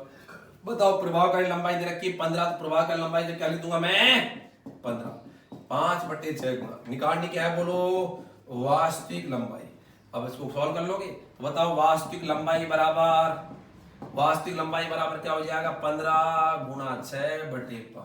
5 दिया 15 और 6 दिया 18, और सेंटीमीटर, तो आंसर भी किसमें आएगा बोलो? सेंटीमीटर में। तो ये आपके कई बार क्वेश्चन आ जाता है, वास्तविक लंबाई दे, प्रभावकारी लंबाई पूछे, प्रभावकारी लंबाई दे, वास्तविक लंबाई पूछे। क्वेश्चन यह भी आ सकता है, प्रभावकारी लंबाई और वास्तविक लंबाई का अनुपात क्या होगा? तो प्रभावकारी लंबाई के नीचे वास्तविक लंबाई लाओगे तो प्रभावकारी लंबाई बटे वास्तविक लंबाई, अनुपात क्या आएगा? 5/6 आएगा। क्वेश्चन बताओ यही है, यदि चुंबक की प्रभावकारी लंबाई 15 सेंटीमीटर है, तो चुंबक के ध्रुवों के बीच की दूरी क्या होगी? अब बताओ, तो चुंबक के ध्रुवों के बीच की दूरी क्या होगी? तो चुंबक के ध्रुवों के मध्य की दूरी क्या होगी? ये क्वेश्चन है। तो ध्रुवों के बीच की दूरी तो आपको मैंने बताया था, ध्रुवों के बीच की दूरी प्रभावकारी लंबाई होती है। अरे अभी बताया नहीं था कि प्रभावकारी लंबाई क्या होती है? ध्रुवों के बीच की दूरी। तो इसका आंसर तो कुछ भी नहीं करना, वही बोलोगे 15 सेंटीमीटर, क्योंकि प्रभावकारी लंबाई ही ध्रुवों के बीच की दूरी है। बताया नहीं था अभी चुंबक है, चुंबक के जो दो ध्रुव होते हैं उनके बीच की जो दूरी होती है उसी को प्रभावकारी लंबाई बोलते हैं, वही है। और प्रभावकारी लंबाई क्या होती है? ध्रुवों के बीच की दूरी। तो आंसर 15 सेंटीमीटर ही आएगा। अच्छा, अगली जो बात आती है, ये जो छड़ चुंबक है, इस छड़ चुंबक में मैंने भी आपको बताया था, चुंबक का जो गुण होता है, ये चुंबक का गुण आता है जब परमाणुओं का निश्चित दिशा में क्या हो जाता है? संरेखण हो जाता है। तो परमाणुओं का जब निश्चित दिशा में संरेखण होता है तभी चुंबक का गुण आता है। तो अब जब किसी चुंबक को आप गर्म करोगे तो परमाणु तितिर बितिर हो जाएंगे, या ठोकोगे पीटोगे किसी बनी हुई चुंबक को, वो चुंबक बढ़ गई पहले, अब उसको आप ठोकोगे पीटोगे या गर्म करोगे तो धीरे धीरे उसमें परमाणु जो है वो निश्चित दिशा में जो बने थे बेचारे संरेखित हुए थे, सब तितिर बितिर हो जाएंगे और उस चुंबक का चुंबकत्व खत्म हो जाता है। और इस घटना को बोलते हैं विचुंबकन। क्या बोलते हैं? विचुंबकन। तो यहां पर लिख रहा हूं, चुंबक को गर्म करने पर, ठोकने पर ऑब्लिक पीटने पर परमाणुओं का जो संरेखण है ये खत्म हो जाता है तो और वह चुंबक का गुण खो देती है। तो चुंबक को गर्म करने पर, ठोकने पर, पीटने पर इसमें चुंबक का गुण खत्म हो जाता है। इसमें चुंबक का गुण खत्म हो जाता है, इसे विचुंबकन कहते हैं। इसे विचुंबकन कहा जाता है। इसे क्या बोलते हैं? विचुंबकन कहते हैं। तो ये भी ध्यान रखना कि चुंबक को गर्म करने पर या ठोकने पर, पीटने पर इसमें चुंबक का गुण खत्म होना घटना क्या कहलाती है? विचुंबकन। अच्छा, अब ये जो चुंबक है उसमें ये दो ध्रुव होते हैं, आप जानते हो, एक एन और एक एस। और कभी आपने चुंबकीय बल रेखाएं खींची होगी, तो अगली बात मैं बता रहा हूं, चुंबकीय बल रेखाएं या चुंबकीय क्षेत्र रेखाएं कभी आपने खींची होगी। क्या होता है? देखो, अपन कंपास को जो लेबोरेटरी में है उसको ऐसे ऐसे पास रखते हैं, और कंपास की सुई जैसे जैसे मुड़ती है अपन पेंसिल से टिक कर लेते हैं। ये इधर मुड़ी, इधर कर दिया, ये इधर मुड़ी, इधर कर दिया, तो पेंसिल का नॉक उधर ही कर देते हैं जिधर की वो मुड़ रही है। और उसके बाद यहां रखी तो ये इधर है, तो अपन ने पेंसिल से इधर कर दी, और ये जो अपन ने पेंसिल से करा इसको अपन मिला लेते हैं। ऐसे कैसे इस कंपास सुई को यों रखते हैं, और जिधर जिधर उसकी सुई मुड़ती जाती है उसके बाहर, उसके मुड़ने की दिशा में ही पेंसिल से अपन दिशा को बढ़ा लेते हैं। तो अपन ने करा क्या कि ये चुंबक है, उसके बाद में कंपास को या चुंबकीय सुई जो अपन को दी है उसको रखते हैं उसके पास एक सिरे से दूसरे सिरे पर, और जैसे जैसे उसकी सुई मुड़ती है उसके अनुसार ही पेंसिल से उसके मुड़ने की दिशा में अपन डॉट डॉट कर लेते हैं, और डॉट डॉट को अपन मिला लेते हैं। तो ऐसे चुंबकीय क्षेत्र रेखाएं या चुंबकीय बल रेखाएं खींचते हैं। यहां पर बात यह आती है कि ये चुंबकीय क्षेत्र रेखाएं हैं, ये चुंबकीय क्षेत्र रेखाएं एन से चलती है और एस की ओर चलती है।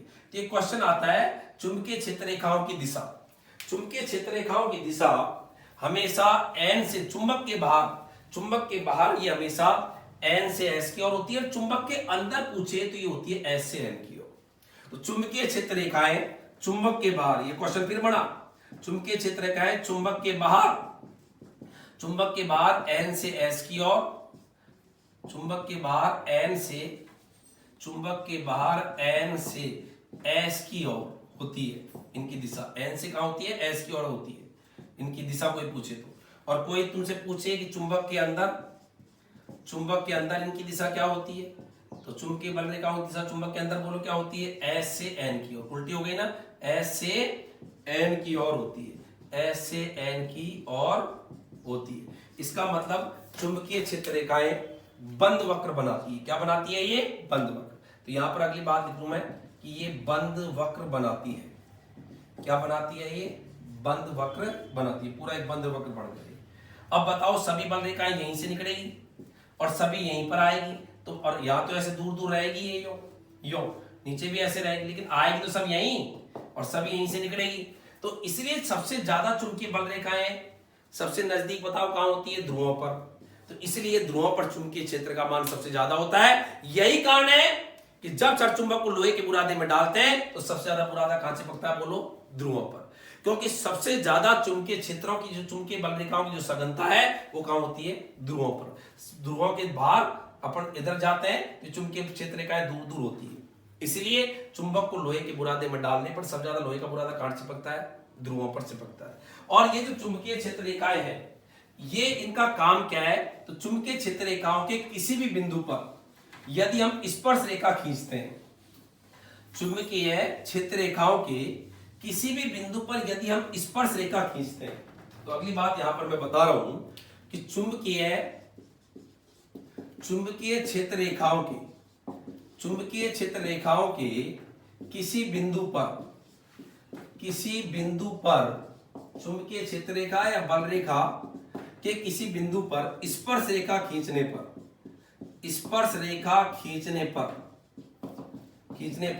चुंबकीय क्षेत्र की दिशा का बोध होता है, चुंबकीय क्षेत्र की दिशा का पता चलता है। ये भी यहां पर एक क्वेश्चन है कि चुंबकीय क्षेत्र रेखाओं के किसी भी बिंदु पर स्पर्श रेखा खींचने पर चुंबकीय क्षेत्र की दिशा का पता चलता है। आप कहोगे कैसे? तो जरा देखिएगा, इस चित्र को मैं वापस एक बार साफ सुथरा बना रहा हूं, और यहां पर क्या है, ये यहां पर ये चुंबक है और एक चुंबकीय बल रेखा बढ़ा रहा हूं मैं, ये बना दिया ऐसे। अब बताओ इसके इस बिंदु पर स्पर्श रेखा कैसे खींचेगी, ऐसे। इस बिंदु पर स्पर्श रेखा कैसे खींचेगी, ऐसे। इस बिंदु पर स्पर्श करती हुई रेखा, और ये स्पर्श करती हुई रेखा बताओ क्या बताती है, चुंबकीय क्षेत्र। चुंबकीय क्षेत्र को किससे लिखते हैं, बी से। तो बी की दिशा को बताती है चुंबकीय क्षेत्र की दिशा। इसका मतलब हर बिंदु पर चुंबकीय क्षेत्र की दिशा अलग अलग हो सकती है। तो क्वेश्चन आता है चुंबकीय क्षेत्र रेखाओं के किसी बिंदु पर स्पर्श रेखा खींचने पर वह किसकी दिशा बताती है, चुंबकीय क्षेत्र की। और चुंबकीय क्षेत्र रेखाएं कभी भी एक दूसरे को नहीं काटती है। आप सोचो यदि काटेगी तो क्या होगा। तो यहां पर अगली बात फिर आती है कि चुंबकीय क्षेत्र रेखाएं, चुंबकीय बल रेखाएं कभी भी, बल रेखाएं कभी भी एक दूसरे को, कभी भी एक दूसरे को नहीं काटती है, कभी भी एक दूसरे को नहीं काटती है। क्योंकि कटान बिंदु पर, क्योंकि कटान बिंदु पर क्या होगा, जरा देखो। चुंबकीय क्षेत्र रेखाएं कभी भी एक दूसरे को नहीं काटती है क्योंकि कटान बिंदु पर। पहले देखो क्या है, फिर आगे सेंटेंस को पूरा करो। ये चुंबकीय क्षेत्र रेखा माना एक ये रही, एक ये रही। यदि ये काट देगी तो बताओ कटान बिंदु पर चुंबकीय क्षेत्र की दो दिशा बढ़ गई ना, स्पर्श रेखा एक तो इसके हिसाब से बढ़ गई, एक तो स्पर्श रेखा इसके हिसाब से बढ़ गई यूं, और एक स्पर्श रेखा यूं है तो इसके हिसाब से ये स्पर्श रेखा बढ़ गई। अब बताओ एक ही बिंदु पर क्या दो दो चुंबकीय क्षेत्र की दिशा हो सकती है क्या। भाई यदि ये काटेगी ना चुंबकीय क्षेत्र रेखा तो पक्का है कटान बिंदु पर दो स्पर्श रेखा बढ़ेगी, एक तो इसके हिसाब से और एक इसके हिसाब से। क्या एक ही बिंदु पर दो दो चुंबकीय क्षेत्र बी की दिशा हो सकती है क्या, बी इधर भी है चुंबकीय क्षेत्र इसी पर। एक ही बिंदु पर क्या दो दो हो सकती है क्या, अरे एक बिंदु पर तो दिशा एक ही होगी, इधर या इधर, और एक काटेगी तो पक्का है दो दो दिशा बढ़ेगी, जो संभव नहीं है।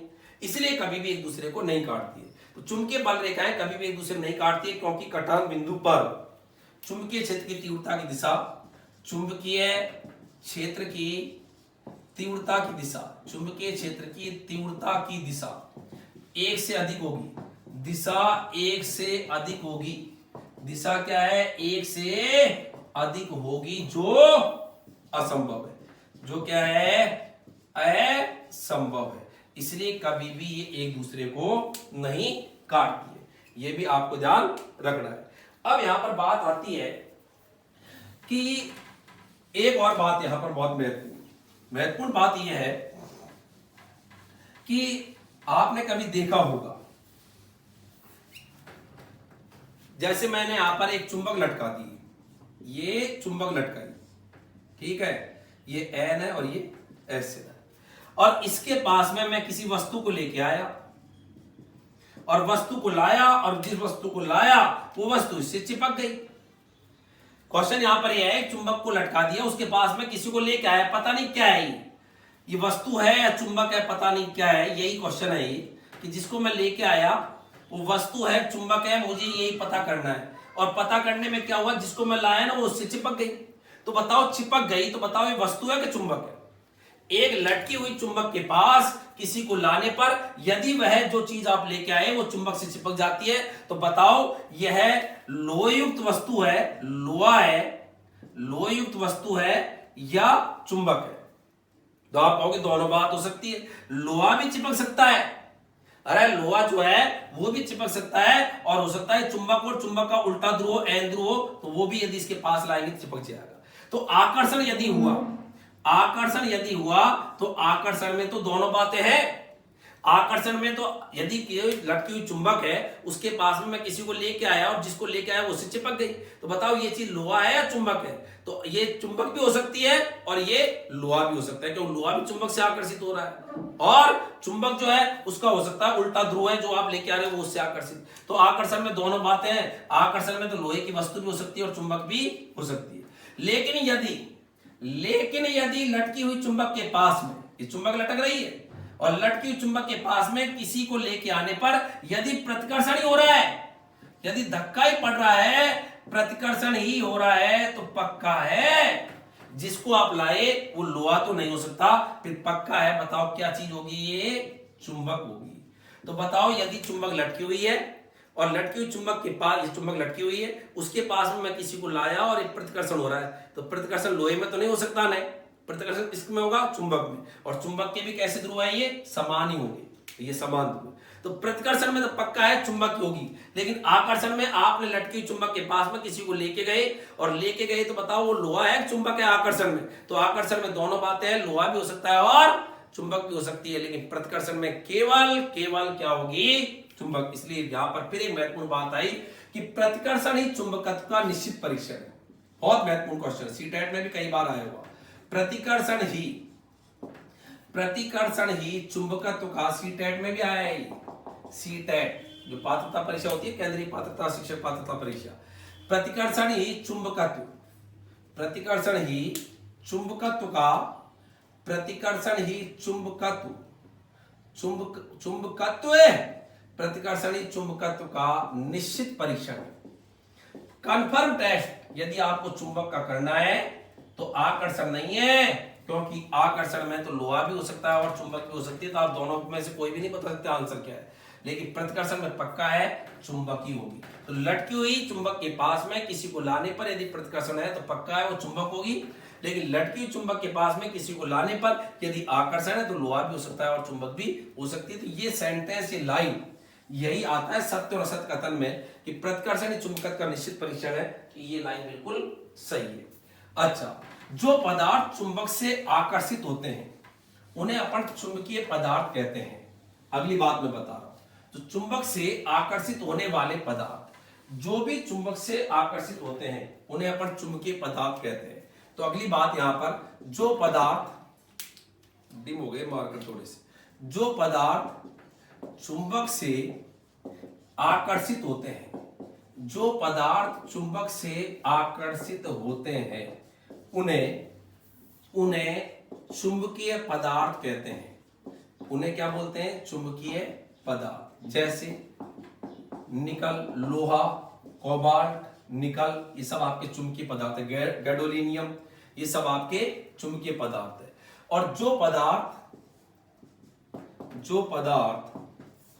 चुंबक से आकर्षित नहीं होते उन्हें अचुंबकीय पदार्थ कहते हैं।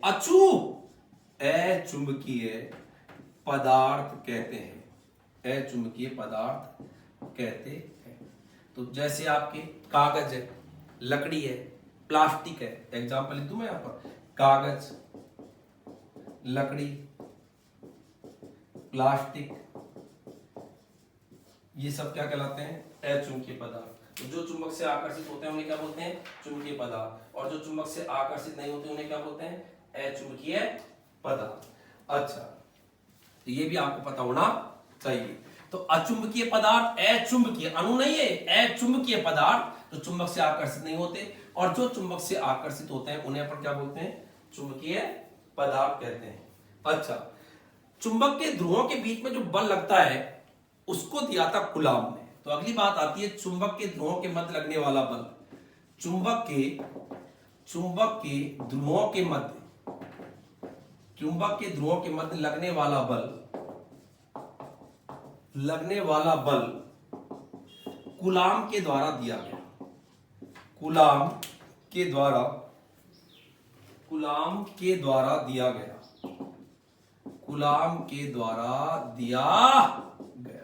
जैसे आवेशों के बीच में लगने वाला बल भी किसने दिया था? कूलॉम ने। तो ये क्वेश्चन भी आता है कि चुंबक के ध्रुवों के बीच में लगने वाला बल भी किसने दिया था? कूलॉम ने। तो कूलॉम का पूरा एक नियम है, लेकिन ये चूंकि हायर क्लासेज के अंदर आती है, जनरल साइंस के हिसाब से ये नहीं है। तो कूलॉम के नियम का फॉर्मूला ऐसे आता है, F=4πm1m2/r²। बट ये इतना आपके नहीं है, जनरल साइंस के हिसाब से पर्याप्त है कि कूलॉम ने नियम दिया था। तो चुंबक के ध्रुवों के मध्य लगने वाला बल किसने दिया था? कूलॉम। अच्छा, आप ये बताओ, एक कागज है और कागज के ऊपर आपने लोहे का बुरादा, एक कागज है उस पर लोहे का बुरादा, नीचे चुंबक चलाते हैं तो लोहे का बुरादा भी घूमता है। लेकिन आपने लोहे की प्लेट ले ली और लोहे की प्लेट पर बुरादा डाल के नीचे चुंबक को चलाओ। अब बताओ ये लोहे का बुरादा चलेगा? अरे लोहे की प्लेट पर लोहे का बुरादा डालकर और नीचे से चुंबक को चलाओ तो क्या लोहे का बुरादा चलेगा? क्या नहीं चलेगा। लेकिन कागज पर लोहे का बुरादा डालकर यदि चुंबक को चलाते हैं तो चलता है। इसका मतलब लोहे की प्लेट पर जब लोहे का बुरादा डाल के चुंबक चलाते हैं तो ऐसी स्थिति में लोहे का जो बुरादा है वो चलता नहीं है। इसका मतलब चुंबक तेरा चुंबकत्व लोहित वस्तुओं को पार नहीं कर पाता, और इसको बोलते हैं चुंबक का आवरण प्रभाव। क्या बोलते हैं? चुंबक का आवरण प्रभाव। तो यहां पर अगली बात जो आ रही है, ये मार्कर का डी मैं थोड़ा सा मैं देख रहा हूं एक बार। तो लोहयुक्त वस्तुएं जो होती है,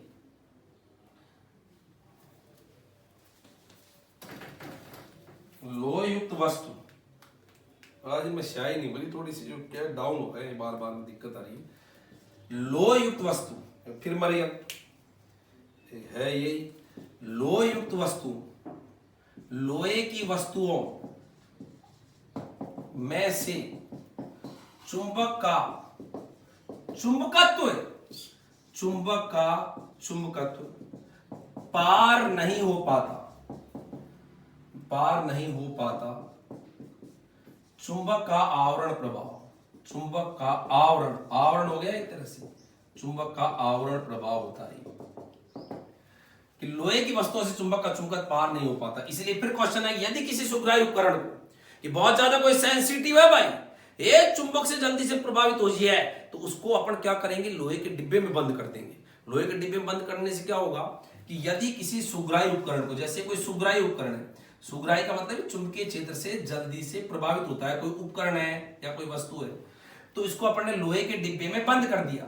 उससे क्या होगा कि लोहे के डिब्बे में बंद करने से क्या हुआ कि जो भी चुंबक का चुंबकीय क्षेत्र है ना, चुंबक का जो प्रभाव है ना, वो लोहे के अंदर से घुस नहीं पाता, लोहे के अंदर नहीं गुजर पाएगा, तो यहां पर इस पर कोई असर नहीं आएगा।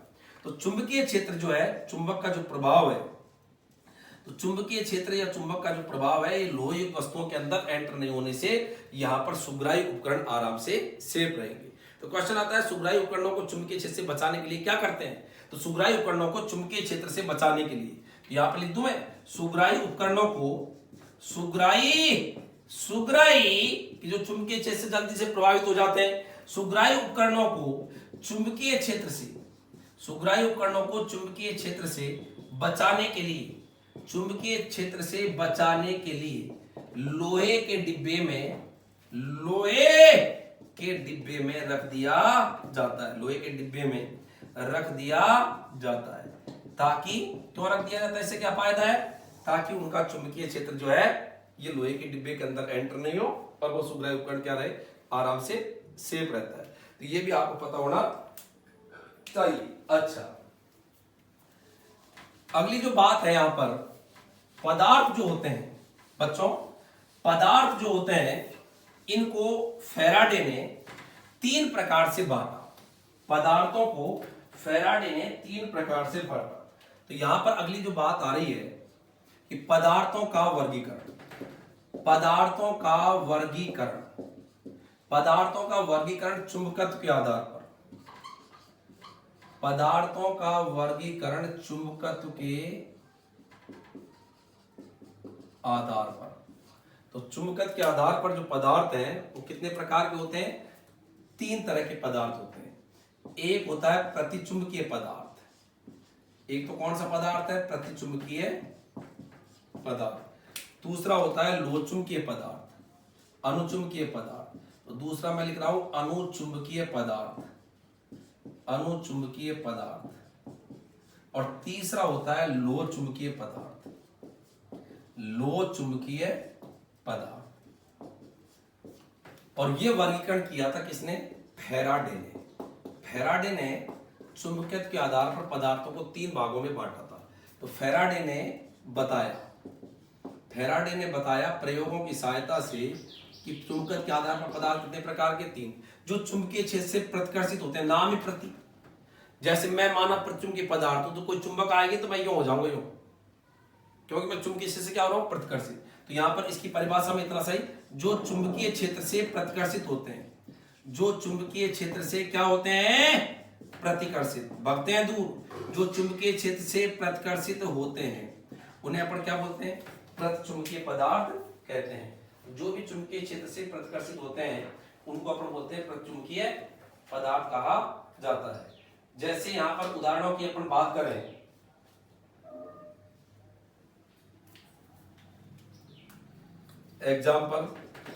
एग्जाम्पलों की बात करें तो जैसे पानी है, नमक है, पानी है, नमक है, लेड है, सिलिकॉन है, बिस्मिथ है, विस्मित है, ये सब के सब आपके कहलाते हैं प्रचुंबकीय पदार्थ। जो चुंबकीय क्षेत्र से प्रतिकर्षित होते हैं उन्हें अपन क्या बोलते हैं? प्रचुंबकीय पदार्थ। पानी है, नमक है, सीसा है, सिलिकॉन है, विस्मित है। अनुचुंबकीय पदार्थ क्या होते हैं? चुंबक से, जैसे चुंबक है, माना मैं अनुचुंबकीय पदार्थ तो चुंबक है तो मैं आकर्षित होऊंगा, लेकिन धीरे धीरे। तो जो चुंबकीय क्षेत्र से धीरे धीरे आकर्षित होते हैं, धीरे धीरे क्या होते हैं? धीरे धीरे आकर्षित होते हैं लेकिन धीरे धीरे। तो उनको अपन क्या बोलते हैं? बड़ी दिक्कत है, उन्हें बोलते हैं अनुचुंबकीय पदार्थ कहते हैं। और इसके उदाहरण जैसे एल्युमिनियम है, ये सब एक पेन ऐसे हो गए, जैसे एल्युमिनियम है, कैल्शियम है, सोडियम है, ठीक है, ये आपके कैसे पदार्थ कहलाते हैं? अनुचुंबकीय पदार्थ कहलाते हैं। तो अनुचुंबकीय पदार्थ जो है इनके उदाहरण है, जैसे आपके कॉपर क्लोराइड है, ऑक्सीजन है, कॉपर क्लोराइड है, ऑक्सीजन है, तो ये आपकी ऑक्सीजन होती है एचटीपी पर अनुचुंबकीय पदार्थ। एचटीपी का मतलब बताया था ना मैंने, मानक ताप दाब। तो एल्युमिनियम, कैल्शियम, सोडियम, ये लोचुंबकीय पदार्थ क्या होते हैं? ये यही होते हैं जैसे लोचुंबकीय पदार्थ चुंबकीय से तेजी से आकर्षित होते हैं। जैसे मैंने माना मैं लोचुंबकीय पदार्थ हूं, तो चुंबक से ऐसे जाऊंगा, मैं खड़ा दे क्यों? तो जो चुंबकीय क्षेत्र से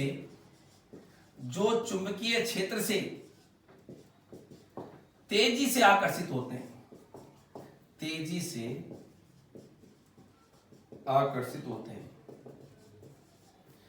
आकर्षित होते हैं, जैसे लोहा है, कोबाल्ट है, निकल है, गैडोलीनियम है, ये क्या होते हैं? चुंबकीय क्षेत्र से तेजी से आकर्षित होते हैं। ये इसके उदाहरण है। तो इसके उदाहरण जैसे जल है, नमक है, लेड है, सिलिकॉन है, विस्मित है, नाइट्रोजन है, नाइट्रोजन भी एचटीपी पर, ध्यान रखना, एचटीपी पे नाइट्रोजन, ये सब क्या कहलाते हैं? प्रचुंबकीय पदार्थ। अनुचुंबकीय पदार्थ भी चुंबकीय क्षेत्र से आकर्षित होते हैं लेकिन धीरे धीरे, और ये होते हैं तेजी से।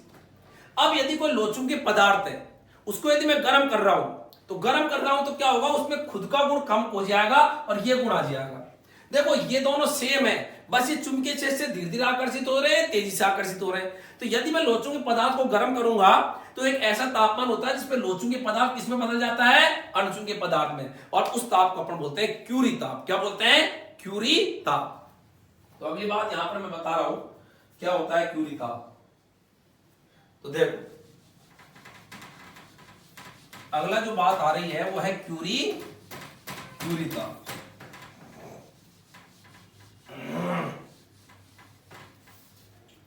अगली बात है क्यूरी ताप।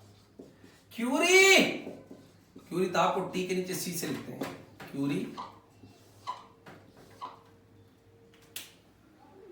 ताप टीसी से लिखते हैं इसको। तो क्या है इसकी परिभाषा, जरा सुनो। वह ताप जिस पर लोचुंबकीय पदार्थ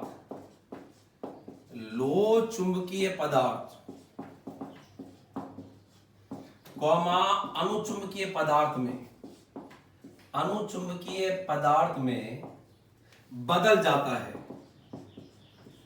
वह ताप जिस पर लोचुंबकीय पदार्थ अनुचुंबकीय पदार्थ में बदल जाता है उसे क्या बोलते हैं? क्यूरी ताप। जैसे निकल के लिए,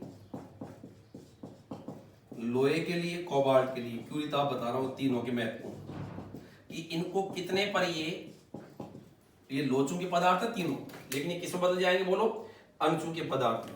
तो निकल के लिए क्यूरी ताप का मान होता है 358 डिग्री सेंटीग्रेड, लोहे के लिए होता है 770 डिग्री सेंटीग्रेड, और निकल कोबाल्ट के लिए होता है 1120 डिग्री सेंटीग्रेड। सेंटीग्रेड में ही आप चाहो तो इनको केल्विन में बदलोगे तो 273 जोड़ देना। अपन जानते हैं केल्विन, सेंटीग्रेड को केल्विन बदलने के लिए कितना जोड़ते हैं? 273। तो ये आपके क्यूरी ताप है 358, 770 और 1120 डिग्री सेंटीग्रेड। और वह ताप जिस पर लोचुंबकीय पदार्थ किसमें बदल जाता है? अनुचुंबकीय पदार्थ में, उसे अपन क्या बोलते हैं? क्यूरी ताप है, क्यूरी ताप कहा जाता है।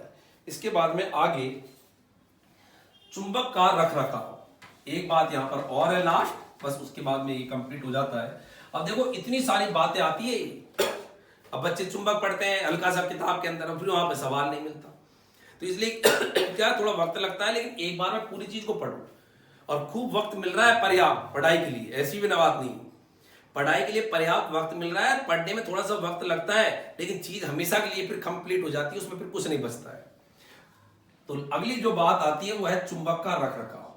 तो अगली बात मैं यहां पर लिख रहा हूं, चुंबक का रख रखाव, रख रखाव। चुंबक को लेबोरेटरी में कैसे रखते हैं? चुंबक के दो जोड़ों को एक साथ रखते हैं। जैसे कोई चुंबक है, ये एक चुंबक है, ये एक चुंबक है लेबोरेटरी में, इसका ये एन ध्रुव और इसका ये एस ध्रुव, अपोजिट ध्रुव रखते हैं, इसका एन इसका एस, और बीच में दोनों के बीच में एक लकड़ी का गुटका होता है। कभी लेबोरेटरी में देखना छड़ चुंबक को कैसे रखते हैं, ऐसे।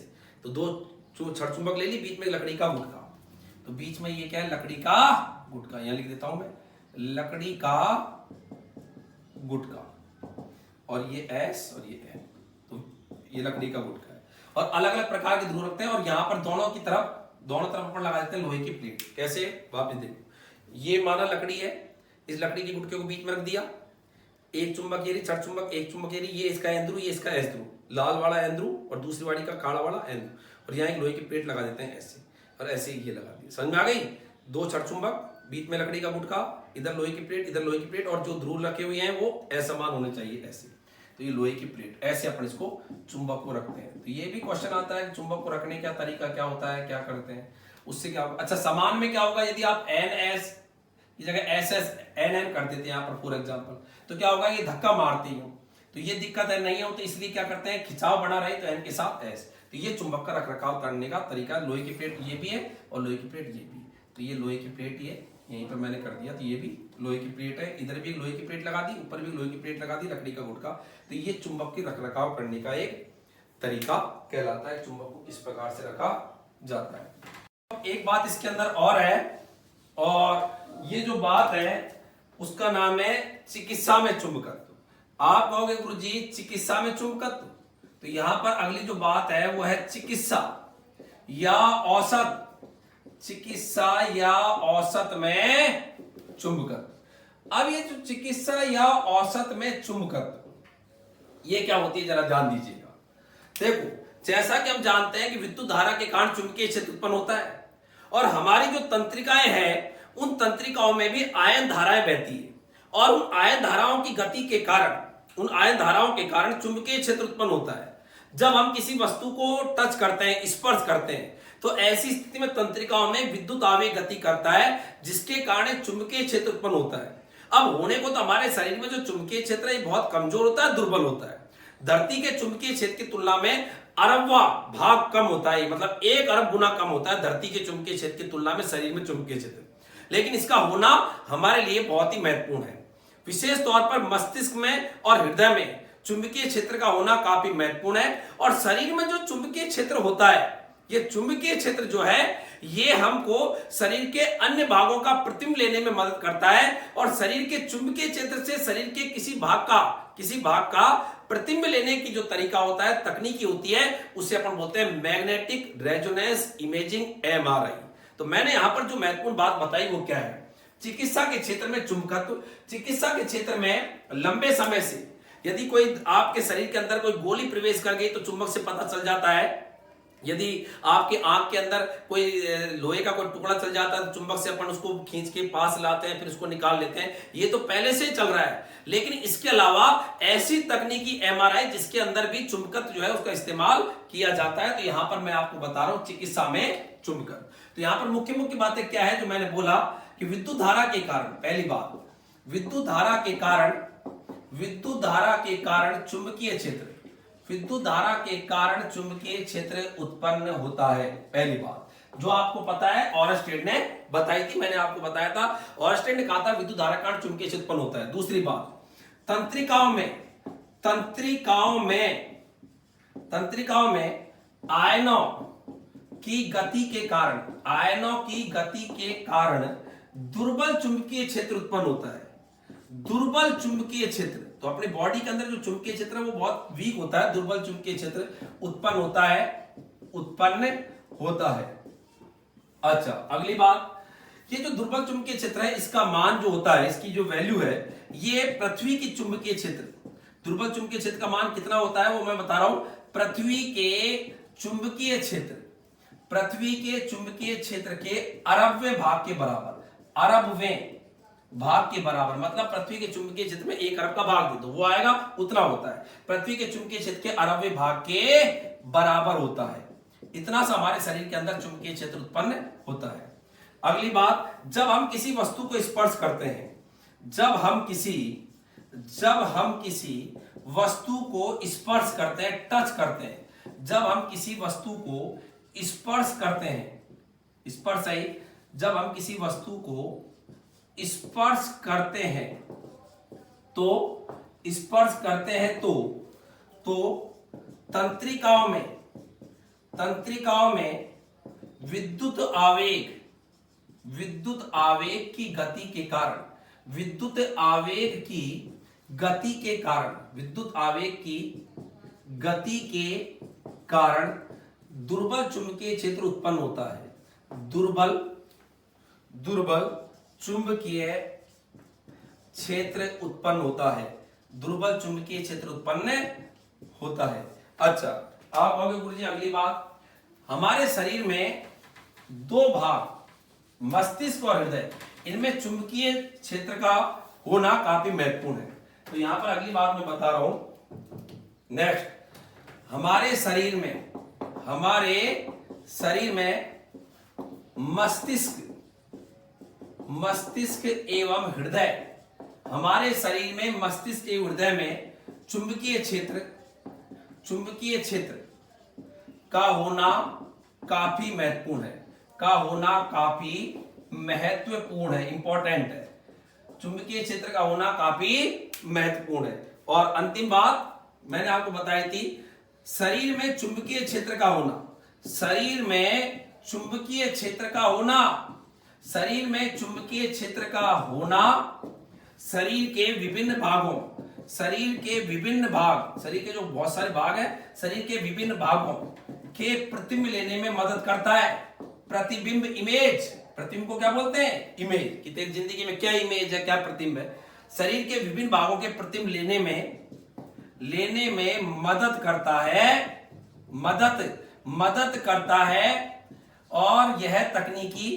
और यह तकनीकी एमआरआई में उपयोग ली जाती है।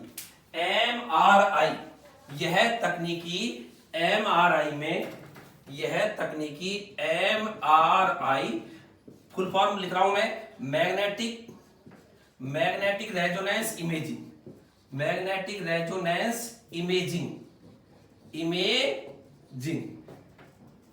तो एमआरआई में यह तकनीकी एमआरआई में काम में ली जाती है। तो शरीर के विभिन्न भागों के प्रतिबिंब लेने में मदद करती है। तो शरीर में चुंबकीय क्षेत्र का होना शरीर के विभिन्न भागों के प्रतिबिंब लेने में मदद करता है। और यह तकनीकी एमआरआई, मैग्नेटिक रेजोनेंस इमेजिंग में काम में ली जाती है। तो ये भी हमको पता होना चाहिए कि चिकित्सा या औषध में भी चुंबकत्व, तो हमारी बॉडी के अंदर भी चुंबकत्व होता है। तो शरीर के अंदर भी चुंबकीय क्षेत्र है, ये भी आपको पता होना चाहिए। तो आज हमने पूरा टॉपिक चुंबकत्व के बारे में, थोड़ा बड़ा था लेकिन इसका पूरा अपन ने चुंबकत्व के बारे में संपूर्ण नॉलेज यहां पर अपन ने हासिल करी है, ताकि परीक्षा में, कोई भी परीक्षा हो जिसके अंदर आप आसानी से क्वेश्चंस जो है चुंबकत्व से संबंधित कर पाओ। आगे फिर आपसे मुलाकात होगी। धन्यवाद। जय हिंद, जय भारत।